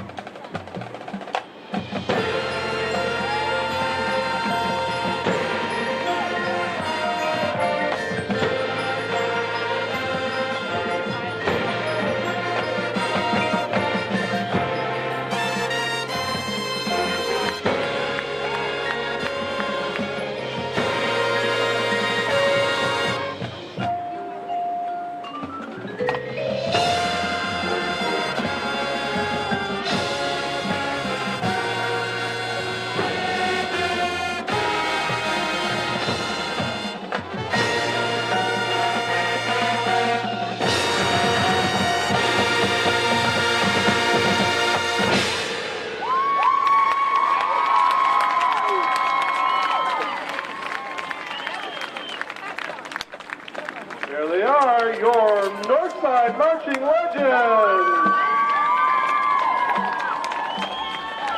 Tomorrow, the Northside Marching Legends will compete at the Northrop Invitational at Spooler Stadium. The show begins at 4 p.m. with Northside taking the field at 5. Friday Night Lights. Fort Wayne football from the comfort of your own home, or when you're on the go, the same night the pigskin touches the end zone or is stopped dead in its tracks. 10 teams, 5 games, 1 website. SummitCitySports.com. Live streamed high school games, score updates, and news hub for all Fort Wayne athletics. Find us on Facebook, Twitter, YouTube, and SummitCitySports.com. How do you design one of the most advanced ERs in the country?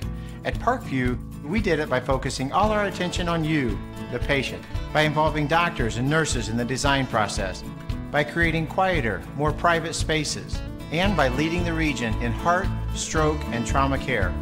This is not your typical emergency room. It's Parkview. In an emergency, isn't this where you'd rather be? Parkview, your partner in health.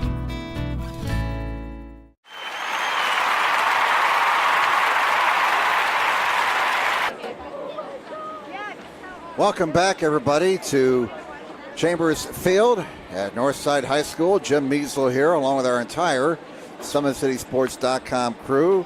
Jeff Mahoney, our director, producer, engineer, and all-around good guy, giving me water and keeping me refreshed here on this hot night. Our cameraman tonight is Pat Reif. Darkness has fallen here in the Summit City. Temperature dropping. We're down to 85 degrees now. It was 91 degrees at kickoff, believe it or not, on September the 22nd. Yes, it's the first day of autumn, and we're getting summer-like temperatures, a heat wave, a late summer, early autumn heat wave, you might say. Weatherman says the hot weather is supposed to last into the middle part of next week before more seasonal temperatures move in. Out-of-town scores, well, we got some eye-popping scores around the area tonight. Snyder only leading Wayne at the half, 7-0. The Wayne Generals giving Snyder all they want and then some. And I'll tell you what, Southside is giving Carroll a heck of a game as well. 42-28 now. They got a shootout going on as Carroll leads Southside 42-28. Southside just scored again. Southside's got a pretty good quarterback in Stevenson. He just threw another touchdown pass. 42-28, Carroll over South. I think that game is still in the second quarter. Snyder was leading Wayne at the half, 7-0. Dwenger was leading Concordia last we checked, 17-0. Some halftime scores for you. And some other halftime scores. Dwenger 17, Concordia nothing. Okay, Dwenger and 17-0 at the half. 7-0 at the half. And Carroll is beating Southside 42-28 at the half. Just waiting to see if they got a Northrop Lures score. Haven't heard. Thank you. So we have heard. We'll try and track down a Northrop Lures score for you. Some other area scores. These are all halftime scores. Central Noble 28, Central Noble 21, Lakeland 8. East Side, a bit of a surprise here, leading Prairie Heights at 14-7. Cherubusco's all over Fremont, 41-0. West Noble shutting out Garrett, 13-0. And New Haven is putting the wood to Columbia City, 41-0. That game should be getting towards halftime by now. First half stats team-wise.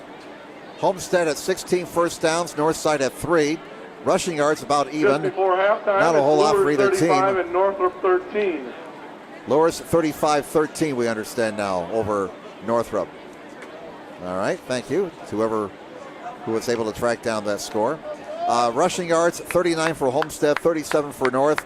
Passing yards, 264 for Homestead, 0 for North.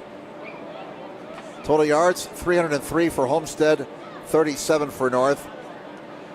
Just one turnover, the interception by Wright for Homestead. Penalty yards, 3 against Homestead for 15 yards, 5 against North for 25 yards. Homestead scored twice in the opening quarter. Raber ran it in from 2 yards out.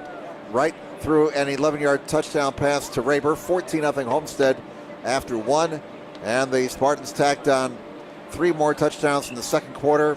Wright to Raber from 6 yards out, right to Taylor from 3 yards out, and right to Taylor from 8 yards out. 35-0 Spartans over the Legends here at halftime.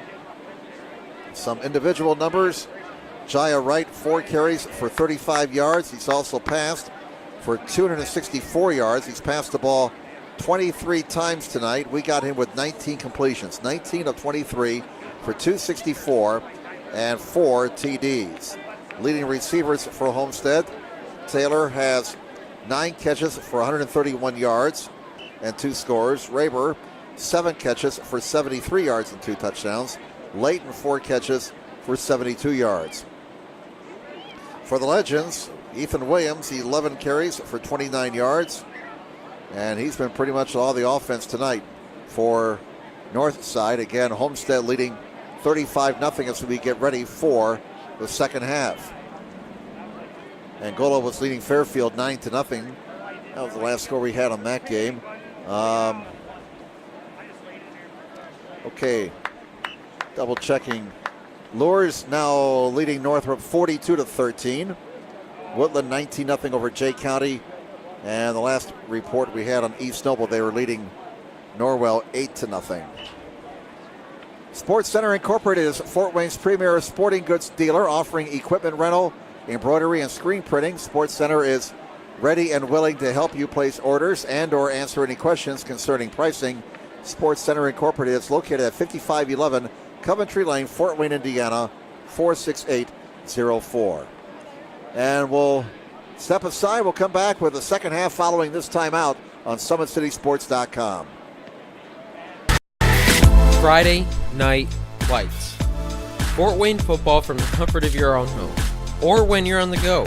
The same night the pigskin touches the end zone or is stopped dead in its tracks. 10 teams, 5 games, 1 website. SummitCitySports.com. Live streamed high school games, score updates, and news hub for all Fort Wayne athletics. Find us on Facebook, Twitter, YouTube, and SummitCitySports.com.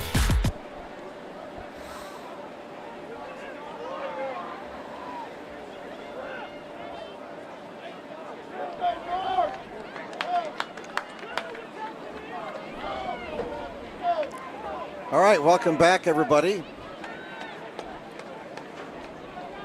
As we get ready for the second half here at Chambers Field. Jim Measle with you on SummitCitySports.com.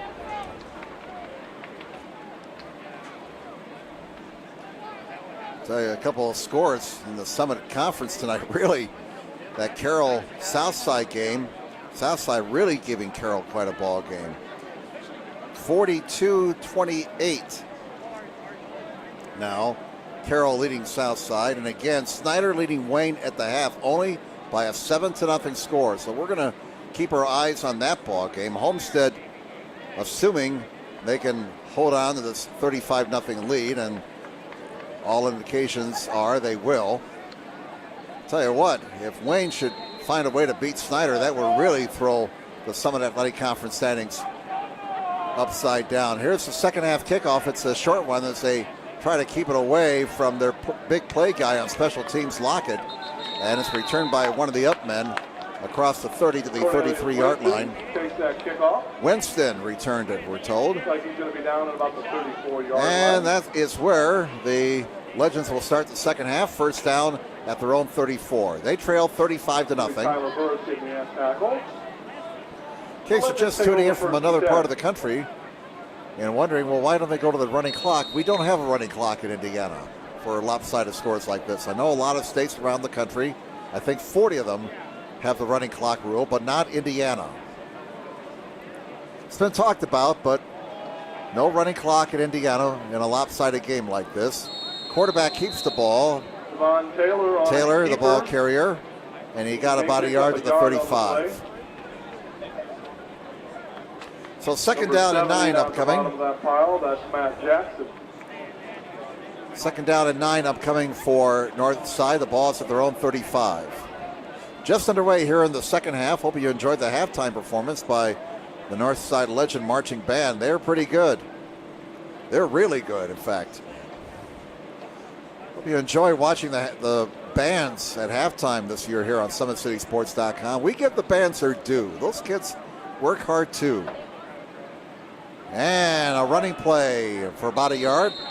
Williams stuffed as they tried the middle of the line. And Jack Klein, boy, those two linebackers, Klein and Rogers, have been in the middle of the action all night long defensively for the Homestead Spartans. A 1-yard gain. And it's 3rd down and 8 for Northside at their own 36-yard line. Line the gain is to 44. Angola now 36-0 over Fairfield. The pig is wrong again. The pig can't figure out Angola, man. They had a pig roast in honor of him last Friday in Angola, by the way. They'll run it, and this is Ware carrying the ball for the first time tonight. Ware takes that and ball. He picks a couple of yards up to the 38. Looks like he picked up a couple of yards. That'll bring up 4th Nick down. Martin tackled him there. And 6. It'll bring up 4th East Noble down. now leads Norwell 29-0. Dwenger on top of Concordia 24-0. Again, the Saints, you just can't figure them out. They have been a real Jekyll and Hyde team all season long. Again, they had that great game with Carroll last week. May have been the most exciting game in Fort Wayne for high school football this season. Dramatic conclusion to last week's game as well, as Tranquil made the big play at the goal line for Carroll. All right, here's the punt. And it's a good one. And here comes Shannon. Shannon looking to make a play. Look out. Breaks containment. He's to the 40. He's to the 30. Shannon to the 20. Shannon to the 10. Give that man 6 points. Touchdown, Cam Shannon. Shannon takes that punt He back. electrifies the Homestead fans on the For a far Homestead side touchdown. with a kickoff return, we believe, of about 62 yards. We'll check it on the 62 replay here. yards on that punt return. Here's the replay. And you've been expecting this most of the night. Let's call it 64 yards. Well, what's a couple of yards between friends? Makes the guy miss there. Whoop, right there. Makes another guy miss. No, you're not going to catch me on that angle, pal. See you later. 64-yard punt return for Cam Shannon. Fry's extra point attempt now to make it 42-0. Oh, look out. Near the upright, he got it. That extra And point Fry, is good. 6 for 6 on PATs. So with 9:19 to go in the third quarter, a new score on the board. Homestead 42 and Northside nothing. Cam Shannon, we mentioned earlier, he's committed now to Bowling Green State University. Falcons are going to get a good one. He's a junior. He has one more year at Homestead. Outstanding defensive back for the Spartans and not bad on the special teams. He took that one to the house. We saw him return an interception earlier this year against Northrop for a touchdown. So he's pretty good. 42-0 Homestead over the Northside Legends. We're keeping an eye on our Twitter feed and on the texting here. We really want to keep up the speed on that Snyder game since they're in a battle right now with Wayne. Homestead's on their way to a win here. Obviously, if Wayne should score the upset, we'll have a tie for first place in the Summit. Again, Southside. All right, Carroll 42-28 over Southside. And again, Snyder's 7-0 over Wayne. That game was at the half. I bet there was a little bit of talking to the Snyder players by the coaches at halftime. What do you think? Here's a squibber again as they keep it away from Lockett. It bounces around the far side and grabbed and stepping out of bounds. One of the upmen for takes that ball out of bounds. Northside. Winston again. Looks like it's going to be marked. All right, so first down for line, Northside with and the Legends will take 9:14 over left in the first third and 10. quarter. And Homestead leading 42-0. Well, let's see, any changes offensively here for Northside? Well, quarterback is still Taylor. Looks like Ware is in the backfield, number 22. From the 34, And Ware is stacked up and stuffed behind the line of scrimmage for a loss. Back in the 31-yard line. Number 58 on that tackle, that's Austin Layton. And looks like number 11, Martin, would send him the tackle again for Homestead. It's the last call for snow cones. If you need a snow cone, now is the time to get it. Loss of 2 in the play. They're running out of snow cones at the concession stand. That's how hot it's been tonight. I would imagine the coffee and the hot chocolate concession did not do very good tonight. 2nd down and 12 for Northside. The ball is to their own 32. 8.5 minutes to play in the third quarter. Low snap from center. Ware off the left side. And he is still going. Ware, first down and more. Foot race. 40, 30, all the way down to the Homestead 28-yard line. Out of the tackle. 32. Carries it all the way down to. And that's a 40-yard gain for Ware. 27-yard line. Biggest play of the night for the Legends. Looks like it's going to be marked Here's the replay. Looking like they had him stacked up, but Ware, Kenneth Ware, he's a freshman, 5'10", 162 pounds. He kept those feet moving and showed some quickness. So the ball is at the Homestead 28-yard line. First down for the Legends. Play late coming in. Play clock is down to 10 seconds with 7:55 to go in the third quarter. They get the playoff. Taylor takes a little snap, keeps it, calls his own number, and gets a couple of yards to the 26-yard line. Keeper off the right side. So the big play by Ware. Jason Barrett in on that of stop. 40 yards. 2nd down and 8. Legends now have 83 yards in the ground tonight. Ball's at the Homestead 26. 2nd down and 8 for the Legends. 7:25 to go in the third quarter. Homestead 42 and Northside nothing. Homestead scoring on a punt return by Cam Shannon here in this third quarter. And a fumble on the handoff, and the Spartans will get it. Out in the backfield and it's Nick Martin who continues an outstanding night for the Homestead Spartans. He recovers the fumble. That evens the turnovers now at 1 apiece. Homestead will take over, and here's the replay. Just a mix-up on the handoff and an easy fumble recovery for Martin. Homestead takes over at their own 30-yard line. First down. And we got a new quarterback in there for Homestead. So Wright is done for the night. Vincent Scavell. And again, a lot of substitutes out there for Homestead. We're going to have to go to the roster. Our depth chart is pretty much done for this game. Tyler Burris. Burris, the ball carrier.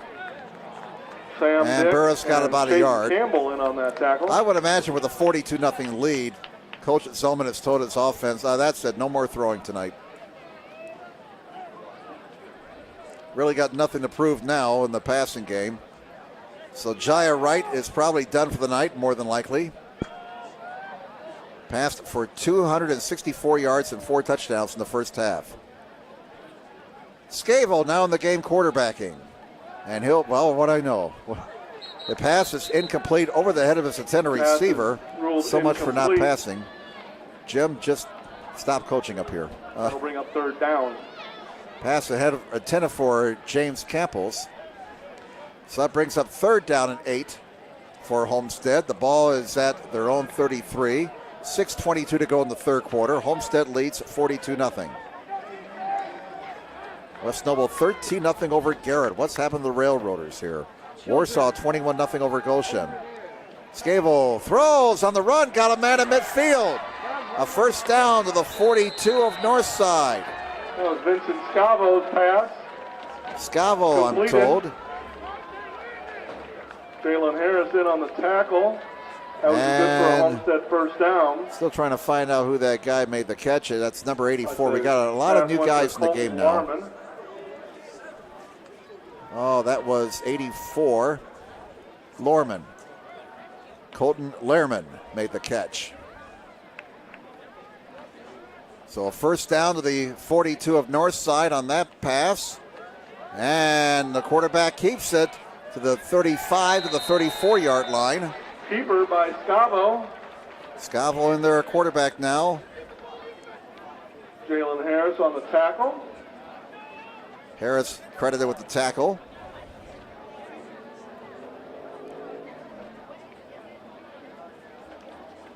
Trying to keep track of the stats here as best as we can. Second down and 1 for Homestead. Scavo quarterbacking. Homestead as right has been pulled. As Homestead has built up a 42-0 lead. 5.5 minutes to go in the third quarter. 2 receivers on each side. And Scavo fakes the handoff, keeps it, and he's got running room all the way down to the 18-yard line. Once again on the keeper, that's Scavo. 16 yards from the pickup. First down, Homestead. Jalen Harris on that tackle again. And they're threatening to add to their lead. Watch Scavo sell the fake here. And somebody tackled Burris, but the problem was Burris didn't have the football. That's how good of a fake that was by Scavo. He's a senior, 6 foot, 170 pounds. 2 receivers on each side. 1 setback, that's Burris. And Scavo takes the snap, keeps it, he's in trouble, down he goes, back at the 25-yard line. Scavo tackled in the backfield. And let's get a number here, was that 59? Looks to be 59. There's no 59 in the roster. Preston McElroy in on that. I'm told it's sack. Preston McElroy who made the stop. Well, his number on the program is 67, but apparently he's wearing 59 tonight. Second down and 14 at the 22-yard line for Homestead. They lead 42-0. That's the north side 22. Play clock is at 6, and they're not up to the line yet. They better hurry. 3 seconds, 2 seconds, 1 second. They're not going to get the play off in time. And Homestead's forced to burn a timeout here as that play was late getting in. 4:11 remaining in the third quarter. Let's see if we got anything new out of town. DeKalb with a 21-17 lead over Huntington North. Adams Central leads South Adams 28-7. Loras has opened up a 42-13 lead over Northrop.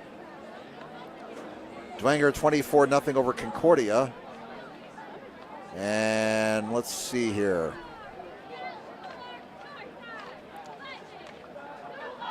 We had a 90-yard kickoff return by Justin Becker in that Carroll Southside game. So that's been an exciting game tonight on the Archers' home field. Carroll and Homestead next week, and that's always a war. Second down and 14 for Homestead. The ball's at the north side 22, 4:11 to go third quarter. Homestead on top, 42-0. Play action fake, pass is incomplete at the 5-yard line. As that pass was intended for Jamin Campos. For Campos. Penalty flag on the field. And we have an ineligible receiver downfield against Homestead, and I would imagine Northside will decline the penalty. 4:05 to go in the third quarter. Ineligible man downfield called against Homestead. And they took the penalty. So the down box should stay at 2. It does. 4th penalty against Homestead for 20 yards. Still second down for the Spartans. Now it's 19 to go. 2nd and 19. Scavo has time, throws, dropped at the 13-yard line. Scavo's pass was intended for Griffin Little, and it goes and that pass was intended for number 22, Griffin Little. He's a sophomore, 6'3", 185 pounds. 3rd and 19 now for Homestead. Again, the Spartans have pretty much emptied the bench offensively here. I see a lot of clean jerseys out there. Homestead leading 42-0, so Coach Zellman is getting his subs in there right now. 3rd and 19 at the north side 27. Scavo with 6 in the play clock, has the snap, rushes on, fires over the head of his intended receiver, incomplete. At the 10-yard line, Campbell's the intended receiver. So it brings up 4th and 19 now. 4th and 19 for the Spartans at the north side 27 with 3:54 to go in the third quarter. Homestead scored twice in the first, 3 more times in the second, once here in the third. They lead 42-0. Offense is still in the field. Line, the gain is the 8 on 4th and 19. 3 receivers to the right, 1 to the near side. Scavo throws on the bubble screen. It's caught. And across the 20 and down to the 16-yard line. They're going to be well short of the first down. Vachon made the catch. Aiden Vachon, number 5, but he was dropped at the 16-yard line, about 8 yards short of the first down. So Northside takes over on downs.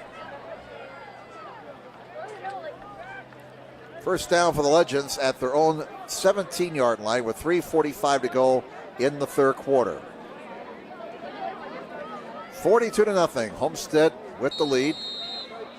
They were expected to win by a lopsided score, according to the experts, and that has definitely been the case tonight. 2 receivers on the left, 1 on the near side for this Northside Legends team trying to build something here. And they'll run it. It's the quarterback keeping the ball, Taylor, for no gain. No gain on the play. Just not a whole lot of running room tonight for the Northside Legends, unlike last week against Lures, when they had a good night rushing the football, especially Ethan Williams rushing for nearly 200 yards last week. Homestead's defense shutting down the rushing attack here for Northside. They still got that goose egg up on the board as we come down to 3 minutes to play in the third quarter. 2nd and 10. Taylor hands the ball off. And it's Ware. We have not seen Ethan Williams for a while. I wonder if he's all right. Ware is up to about the 30-yard line. Check out the 25-yard line. Ware picking up 8 yards on the play. There is a penalty flag down. And we're going to get a face mask against the Spartans, and that will give Northside a first down.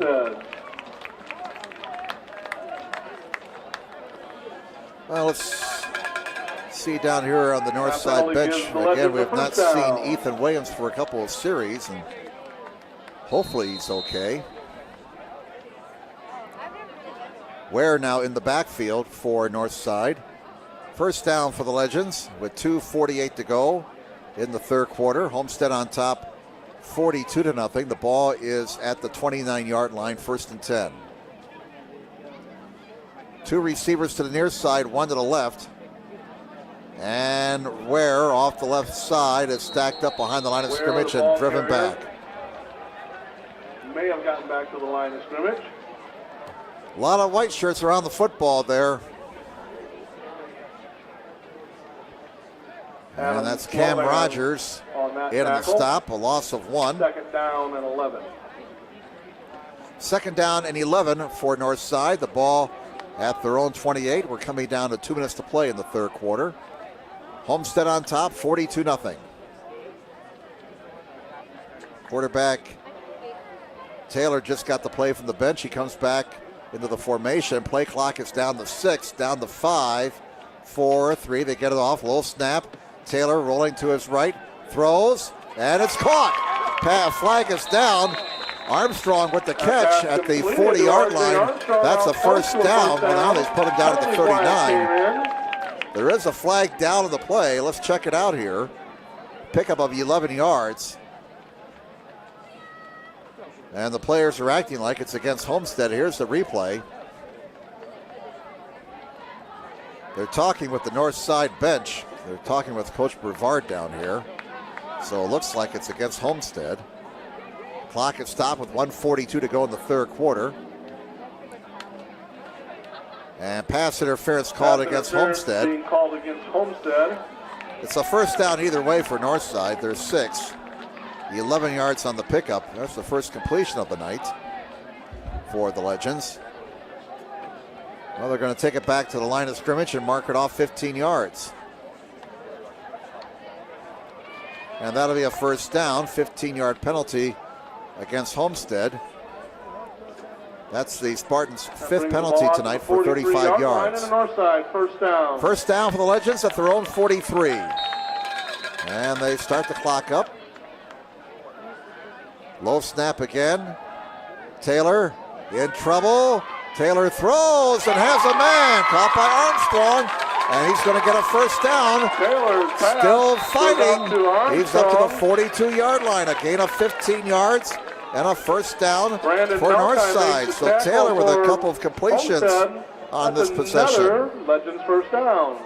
One was wiped out on the pass interference penalty against Homestead that was accepted by Northside. First down for Northside at the Homestead 42. Clock running. We're down to 1:15 to go in the third quarter. We started at 91 degrees. We're down to 84 the last we checked. Weatherman said we're supposed to get into the 70s by the time we're done. Ware carries the ball. Ware breaks a couple of tackles and gets close to a first down. He's going to be put down at the 34-yard line, so he'll be about a yard and a half shy of the first down. Ware running hard in this possession. That's his 14th carry for 37 yards. Just a little short. Snyder now opening up some breathing room. 14-0 over Wayne in the third quarter. I bet some toast got burned in that Snyder locker room at halftime. I bet there was a little talking going on. 30 seconds to go in the third quarter. Two receivers on the near side, one to the left, and Harris calls his own number, gets a block, gets the corner, gets the first down, and room to spare as he gets down to about the 28-yard line. So this is the best possession of the night for Northside. For a Legends first down. First down Legends. They're inside the 30 at the Homestead 29. That might be the last play of the third quarter, as the game clock is at 15 seconds. May get the snap off in time, down to 10 seconds. 8 seconds, 7 seconds, 6, 5 seconds. They do get it off. Again, a low snap. Where the handoff, and he's dropped behind the line of scrimmage for a loss of 3. And that is how the third quarter will come to an end. After 3 quarters at Chambers Field, Homestead 42, Northside nothing. Fourth quarter action in just a moment on SummitCitySports.com. Homestead 42, Northside 0.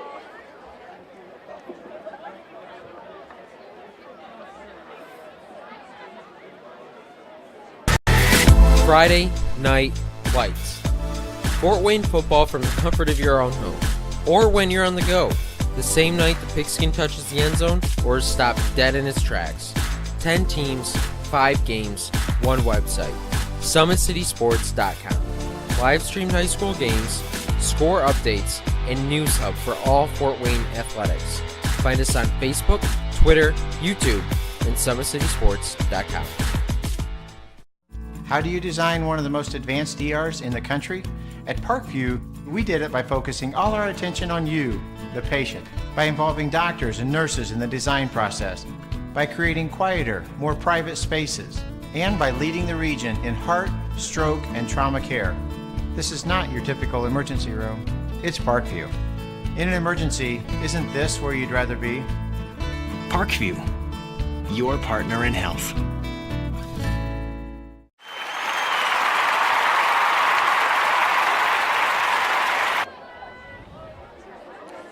Welcome back, everybody, to Chambers Field at Northside High School. Jim Measle here, along with Jeff Mahoney, Pat Reith, on this sultry Friday night in Fort Wayne. We start the final quarter of this one. Homestead leading Northside 42-0, but the Legends are moving the football. They have it 2nd and 14 at the Homestead 33, and a pass intended for Armstrong, who was open, but Taylor overthrew him. It'll bring up third down. That brings up third down and 14 now for Northside at the Homestead 33. And it's now 56-0 Cherubusco in the third quarter over Fremont. Thank you, sir. I'd like to have another. 3rd and 14 at the 33. You know who delivered that line, don't you? Kevin Bacon. That was his first screen appearance. What a way to start your career. Here is Taylor on 3rd and 14, and it's incomplete. And that'll bring up 4th and 14 now. Oh, flag came in, and that might be roughing the passer against Homestead.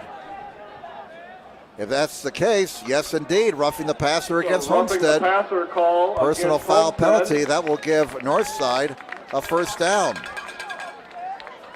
And give them a chance to get that goose egg off the board. We have 11:50 remaining in the contest. And Northside will be visiting the red zone for the first time tonight. Gives the Legends a first down. Let's see if we can see it in the replay. Now we're going to stick with live action.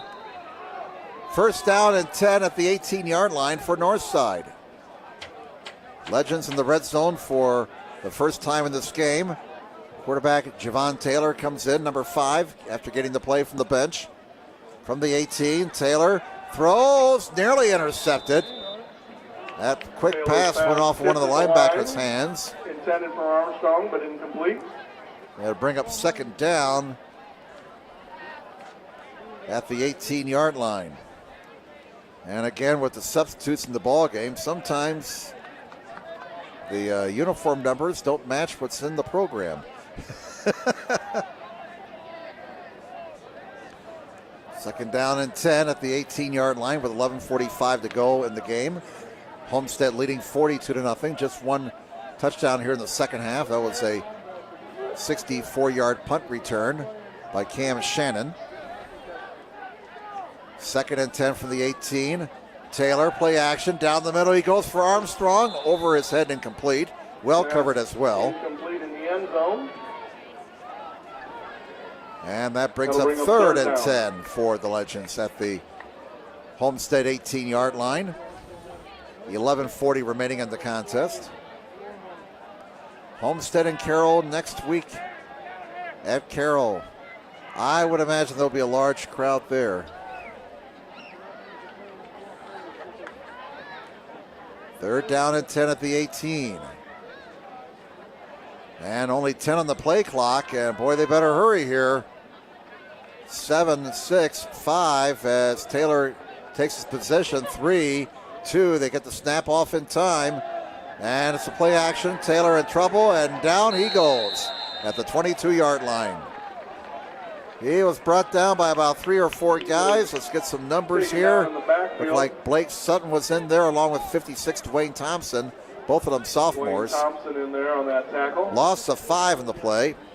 Fourth down and about 14. And now it's fourth down for the Legends. 4th and 14 at the Homestead 22. And the field goal kicker is on. That's Perrin Hansen, number 12. Holding will be Lockett. More personnel coming in. They may have to burn a timeout here. 3 seconds in the play clock. 2, 1, and Northside's forced to burn a timeout. He's going to call a timeout. That leaves them with 2, and we have 10:50 left in the game. Homestead leading 42-0. Parkview Sports Medicine, that's Parkview Sports Medicine, is a proud supporter of Fort Wayne area athletics and its athletes. Parkview Sports Medicine can provide the training, treatment, and education you need to advance your sports game. Have questions about injury prevention, sports nutrition, and more? We've got you covered. That's Parkview Sports Medicine at parkview.com. Sports Center Incorporated is Fort Wayne's premier sporting goods dealer, offering equipment rental, embroidery, and screen printing. Sports Center is ready and willing to help you place orders and or answer any questions concerning pricing. Sports Center Incorporated, located at 5511 Coventry Lane, Fort Wayne, Indiana, 46804. Tonight's broadcast brought to you by SummitCitySports.com. Follow us on Twitter at 260sports. Like our Facebook page at Summit City Sports, and be sure to subscribe to our YouTube channel. Leo over Belmont, 42-0 now. Roar, Lions, roar. Well, they decide not to try a field goal. They'll go for it here on 4th and 14. Taylor throws into coverage, and it's broken up, incomplete. Boy, his receiver was covered by 4 guys. Armstrong trying to fit it into heavy traffic there. Really had no other option. Turn it over on down. So the incomplete pass will give Homestead the football and preserves the shutout for the Spartans. They lead 42-0 with 10:44 left in the game. Starting quarterback Jaya Wright. His evening is done after a sensational performance in the opening half when we'd had him 19 out of 23 in the air for 264 yards and 4 touchdowns. 4 receivers, 2 on each side. And here's a handoff on the sweep. And it is Vachon carrying the ball. Number 5. Vachon, a junior, 5'8", 150 pounds. He got he got nothing. In fact, they're going to put him down behind the line of scrimmage at the 20. That'll be a loss of 2 on the play. Clock is rolling, 10:15 left. Really, the only drama right now is can Homestead hang on and get the shutout. 2 receivers on each side on 2nd and 12. Interesting article in Game Night tonight about Hare. Scavo, the ball carrier, who was featured in that article. He got a yard. Scavo. That'll bring up 3rd down and 11. Tell you how late it's getting. In a 42-0 game, you reach for any sort of filler material. And the Game Night program tonight listing the all-hair team here in Fort Wayne. 3rd down and 11. 3 receivers to the right, 1 to the far side. Scavo, who made that all-hair team, passes and has a man, and that's going to be a 1st down to the 33-yard line as Lehrman made the catch for a gain of 13 yards. 84. That's Colton Larman. 1st down for Homestead. That's 19 1st downs for the Spartans as you take a look at the replay. 1st down for Homestead at their own 33. Scavo was number 10, by the way, on that all-hair team. 1st down for Homestead at their own 33-yard line. And the quarterback calls his own number, fumbles the ball. And Northside recovers the fumble at the 22-yard line. Let's get a number here for the Legends. Looks like number 33, Lawrence Davis, falling on credit that ball. the fumble recovery to Lawrence Davis. He's a junior, 5'10", 200 pounds. And that's the 2nd turnover of the game committed by Homestead. So the Legends with another chance to get some points on the board here and get that goose egg off their side of the board here at Chambers Field. 8 minutes and 43 seconds left in the game. 42-0 Homestead. Here is Taylor. Taylor throwing, and it's incomplete on the far side.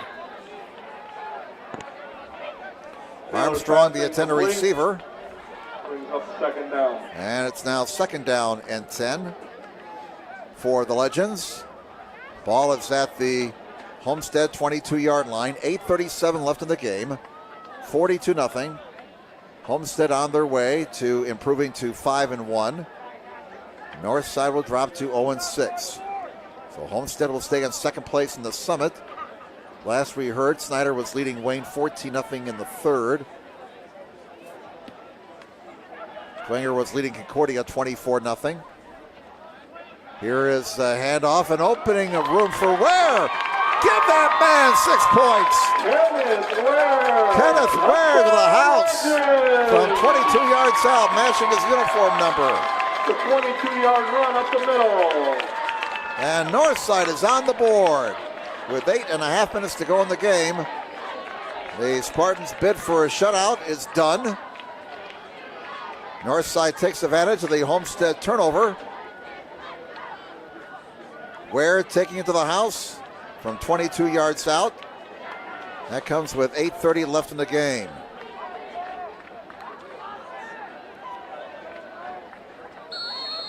Looks like Northside will go for 2 here. They will go for 2 as Taylor gets the play from the bench. Comes back into the middle of the field. Play clock is at 10. And Taylor hands it off to Ware, looking for the 2-point conversion, and nothing. So the conversion fails, and we have a timeout of the field. Homestead 42, Northside 6. We have 8 minutes and 30 seconds to go in the contest. Now we've been talking about the Homestead Carroll game next week. Looking ahead to next week, in the SAC. Besides the Homestead at Carroll contest, it's going to be Wayne hosting Concordia, Lourdes at Dwenger, North at South, Snyder at Northrop. So I guess next Friday night is Rivalry Friday in the Summit Athletic Conference. Homestead, Carroll, North, South, Lourdes, Dwenger. And that'll be week number 7. Again, the sectional draw comes up a week from Sunday.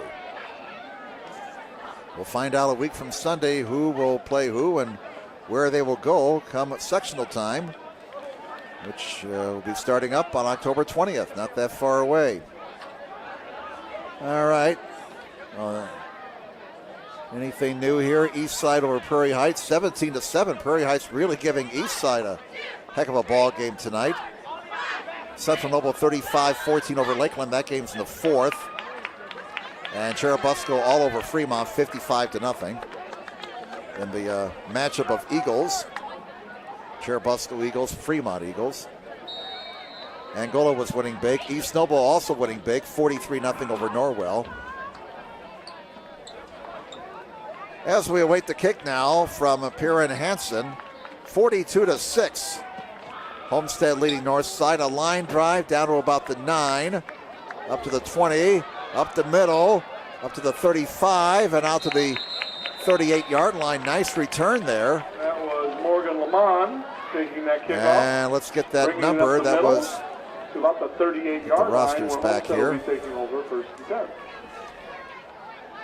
That was Morgan Lamont, number 9. He's a sophomore, 5'10", 160 pounds. I might as well put my depth chart away because we have all these substitutes in the game. I just might as well go with the roster right now. Ball is at the 38, 8:19 to go. Homestead leading 42-6.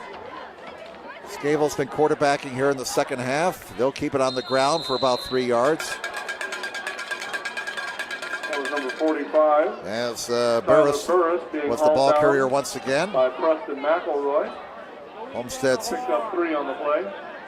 Archibald and Reeder, normally they're running backs. They were banged up following the Snyder game, and neither has played in the backfield tonight. Burris has done the bulk work in the backfield. 2 receivers on each side. And it's Burris again, and Burris is stacked up for a loss at the 41-yard line. That'll bring up 3rd down. And making the tackle for Northside was Taylor, number 48.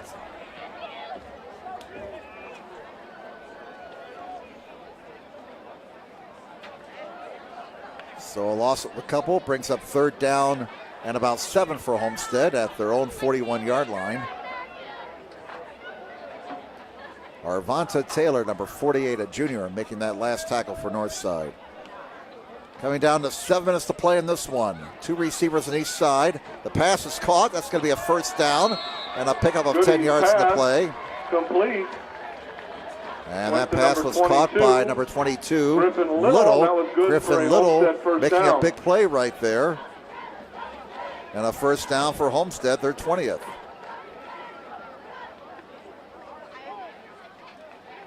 And 1st down for the Spartans.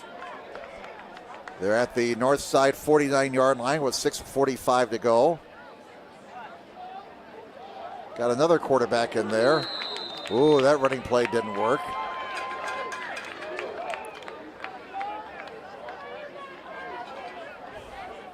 That was number 83. That was Campos running the football. You got another quarterback in there for Homestead, number 19. That's Luke Goody.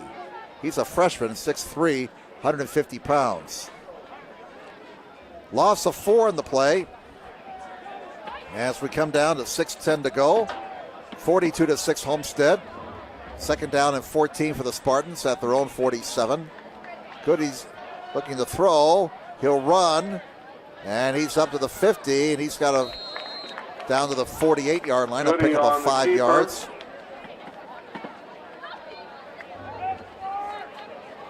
Look Goody, number 19, now quarterbacking Homestead. About 4 or 5 on the play. It'll be 3rd down and 9 upcoming for Homestead. The ball's at the north side 48-yard line. Coming down to 5.5 minutes to play in this one. DeKalb 28-17 over Huntington North. That game has moved to the fourth quarter. 3rd and 9 at the 48. Line to gain us to the 39. Goody with 7 on the play clock. 5 on the play clock. 4-3, gets the play off in time. He throws, and it's caught. What a catch over there. What a catch on the far side by Little. A gain of 4. There by number 22. My goodness, how did Little make that catch? Here it is. Watch Little.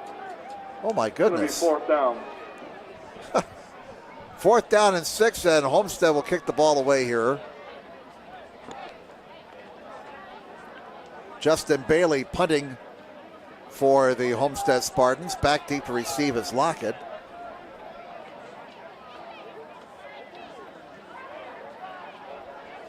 Waiting for the snap with 5 on the play clock. And there's movement before the snap. So we have penalty flags thrown with 4:27 left. Homestead leading 42-6. And we'll check out the penalty. Again, the last we heard on Snyder, they were leading Wayne in the second half, 14-0. Snyder was only leading by a 7-0 score at halftime. Penalty looks to be Penalty is on the Legends. We'll put the ball at the 40. That's their 6th penalty for 30 yards. And Homestead sends the offense back out. They're going to go for it now on 4th and 1 at the 40-yard line. Guy in the white hat says, start the clock, please.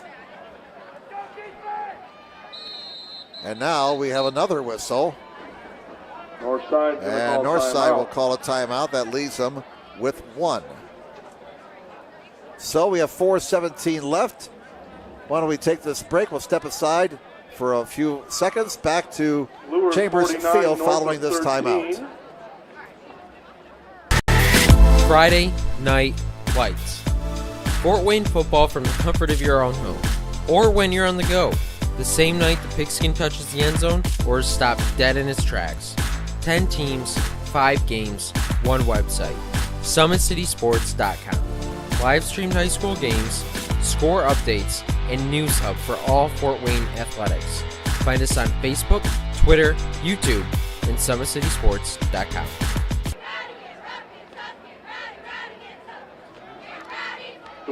Welcome back, everybody, to Chambers Field at Northside High School. Jim Measel, along with our SummitCitySports.com crew. Our producer, director, Gopher. He's got many titles, folks.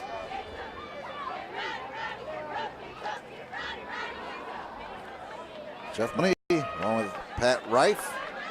4th down and 1 at the 40 for Homestead out of the Northside timeout. Homestead going for it here. Leading 42-6. As again, a lot of clean shirts out there right now for Homestead. I think everybody's had a chance to play here tonight that's dressed. And the quarterback, Goody, is brought down. That play didn't work. So Homestead turns the ball over on downs, and Northside will take over at their own 46-yard line. 1st down for the Legends with 4:12 left in the game. Snyder has opened up some breathing room now. They lead Wayne 21-0. Carroll has scored again. So that makes it now 56-28 for Carroll. Boy, the Chargers offense the last few weeks. They got off to a slow start this year, but Carroll may be playing some of the best football in Fort Wayne as we speak. And that is going to make next week's battle with Homestead very interesting to watch. Ball's to the 46-yard line. Here's Taylor throwing deep, and it's a flag. Interference is called here inside the 25-yard line. The intended receiver was Boyd, Deshaun Boyd, number 11. But it looks like we're going to get interference called against Homestead with 4:05 left in the contest. Interference against the Spartans.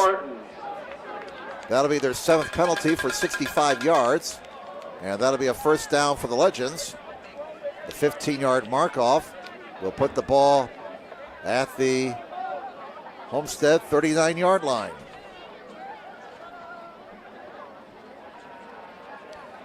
First down for Northside. They may pass the ball a few more times. 42-6 in favor of Homestead over Northside. Javon Taylor, the quarterback, number 5, waiting for the snap. Low snap again. He throws, and it's going to be a one-hop incomplete pass to Winston. Pass incomplete. And that makes it now second down and 10 for Northside at the Homestead 39 with 4:01 remaining in the contest. 42-6. It was 35-0 Homestead at halftime. Coach Chad Zillman polling just about all of his starters after halftime.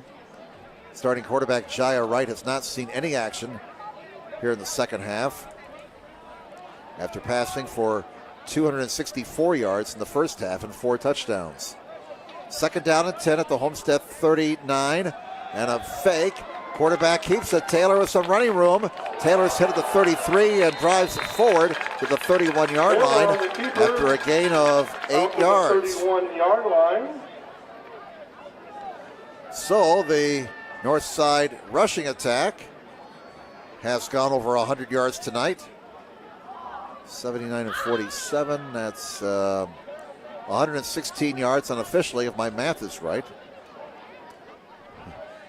Had to do the Jethro Bodine ciphering there for a second. Here's the replay of that last run. As there's 10 on the play clock, 3:19 in the game clock. Taylor has the play, 5 on the play clock, 4, 3, 2. They get it off in time. Taylor throws, look out, that's up for grabs, it's caught! Inside the 20 to the 15, down to the 12-yard line. First down, Legends. Taylor's pass complete to Armstrong. Good for And Ware made the catch over there. Ware with the reception for a gain of about 20 yards. And a first down for Northside. This offense has shown some signs of life here in the last quarter. Ball is at the 13-yard line of Homestead with 2:44 left. 13 on the play clock. And Ware does not have the ball. Taylor keeps it. Taylor inside the 10, and Taylor fumbles the ball. Was the play over? And they say he was down to the 6-yard line. So let's give him 7 yards. Spot the ball at the 6 with 2:33 left. And the guy in the white hat says, "Mr. Timekeeper, would you please keep that clock running?" So second down and 3 from the 6 for Northside, trying to get a second touchdown here. Homestead leading 42-6. Northside showing a lot of pride here in this last quarter, despite the lopsided score. They've managed to move the ball here. Play clock is at 20. But now they've reset it. And we're down to 2 minutes to play, so plenty of time here for Northside to get this play off after they reset the 25-second clock. It's at the 6, second and 3. And Taylor will throw. No, he won't throw. He keeps the ball. He's going to scramble. He's at a 5. And give that man 6 points. Touchdown for Javon Taylor. A 6-yard touchdown for Taylor. With 1:44 to go. Northside scoring twice here in the last quarter. Taylor to the house from 6 yards out. And they'll go for 2 again, it looks like. 42-12 now is the score. Favor Homestead over Northside. Taylor's come over to the sidelines here to get the play from the coaching staff.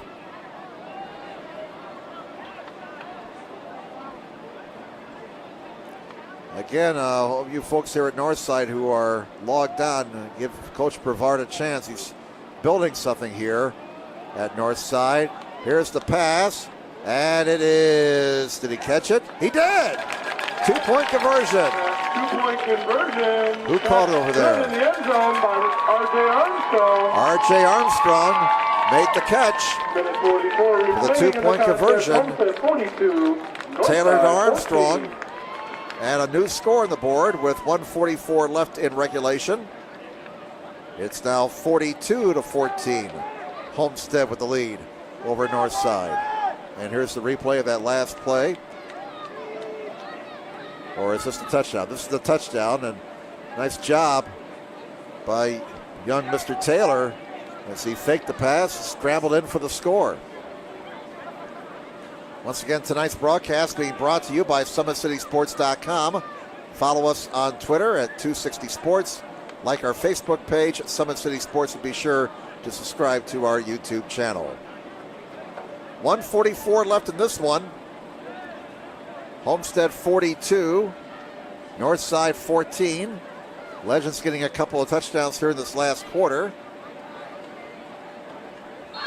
And it's nice to see that these Northside players didn't throw in the towel after falling behind 42-0. They have continued the fight here in this last quarter. Homestead, in all honesty, though, pulled their starters after halftime.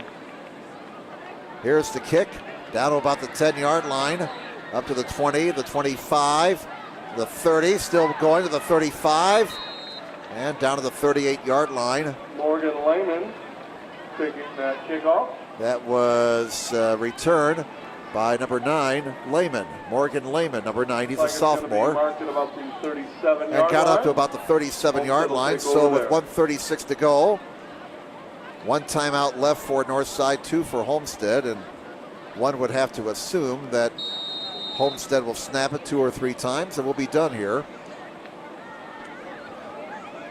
Quarterback, Luke Goody, the third quarterback tonight for the Spartans. And they'll run the sweep. And it's Sam Scable carrying the ball. He's a sophomore. And did he get out of bounds? Apparently he did not. The clock is still running. Scavo picking up about 5 or 6 yards there. It's that jet sweep that a lot of teams like to use. 2nd and 5 from the 42 for Homestead. Coming down to a minute to play. Homestead will go to 5-1 with this victory tonight. They're in control the entire way. Scavo, the man in motion. And the quarterback keeps the ball. Goody. And Goody gets a first down to the 49-yard line. That'll be a pickup of 7 yards. With 54 seconds to go. Homestead on top, 42-14. Guy in the white hat says start. He's rather emphatic. Start that clock. I want to go home. And it looks like the Spartans will go to their victory formation now. They may not have to snap it again after this kneel down as the play clock is at 10.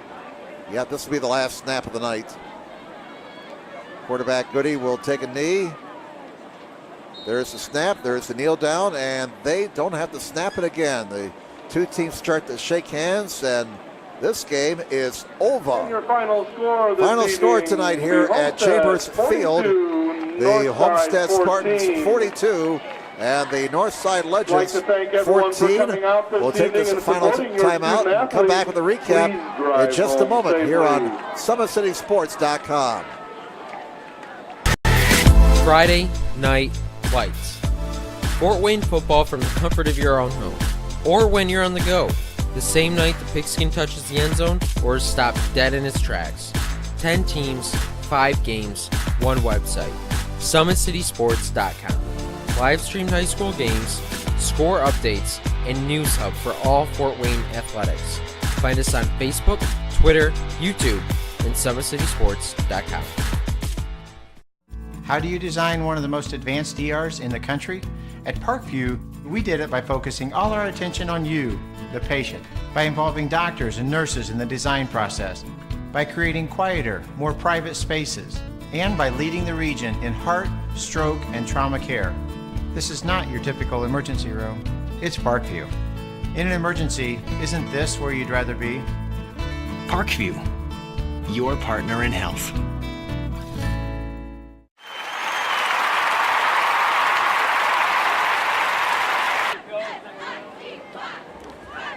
Welcome back, everybody. One final time, Jim Measle with you at Chambers Field at Northside High School, along with our producer-director, Jeff Mahoney, and our cameraman, Pat Reif, tonight. The Homestead Spartans winning this one over the Northside Legends, 42-14. Northside now 0-6 for the season. Homestead improves to 5-1, and they'll stay in second place in the SAC no matter what happens with the other games tonight. It was all Homestead. They scored twice in the opening quarter as Grant Raber scored from 2 yards out. And then it was Jaya Wright hooking up with Raber on an 11-yard touchdown pass. 14-0 Homestead after one. Spartans added 3 more touchdowns in the second quarter on 3 Wright TD passes. 6 yards to Raber, 3 yards to Trevin Taylor, and 8 yards again to Taylor. 35-0 Homestead at the half. Cam Shannon wrapped up the scoring for Homestead on a 64-yard punt return in the third quarter. Northside Legends, again, they kept fighting right to the very end, and they got a couple of touchdowns for their efforts in the final quarter, as it was Kenneth Ware scoring from 22 yards out, and then their quarterback, Javon Taylor, took it in from 6 yards out. He hooked up with R.J. Armstrong, the 2-point conversion, and that was at 42-14, the final. Jaya Wright, a big night passing-wise for Homestead. He passed for 264 yards and 4 touchdowns. Taylor had 9 catches for 131 yards and 2 scores. Raber had 7 catches for 73 yards and 2 scores. Wright also rushed for 35 yards for Homestead. Ethan Williams, I hope he's okay. We didn't see him at all in the second half. He carried the ball 15 times for 59 yards. Ware came on in the second half. Kenneth Ware had 5 carries for 47 yards. Taylor wound up with 27 yards on 15 carries. He also passed for 46 yards. So a lot of folks thought it would be one-sided for Homestead tonight. That's the case, but again, that wonderful article by Reggie Hayes in the News Sentinel yesterday about Coach Mike Brevard and what they're trying to do here at Northside. If you get a chance, read that article, and please, you folks at Northside, give Mike Brevard a chance. Let him build his program here at Northside. Yeah, you might have something special here in a few years. Well, that's the story tonight here at Chambers Field. We hope you enjoyed the action on SummitCitySports.com. Once again, your final score, the Homestead Spartans 42, the Northside Legends 14. For our entire SummitCitySports.com crew, I'm Jim Measles saying, have a good night, everybody. Their first state title ever in volleyball. And that is it! Fort Wayne, a city of champions. Athletes making their names known. On the field, quick out to Craig Young. Uh-oh! This could go the distance, ladies and gentlemen. A 64-yard pitch and catch. And in the water. Everybody into the pool. This season, the competition that's deflected in is getting colder. The game tied with Spartans Paul Lee with the conference best 18 points. Hockey is back for the 2017-2018 season. Our cameras are on the 6 city teams. Live stream games to Facebook and YouTube. Coming September 23rd, only on SummitCitySports.com.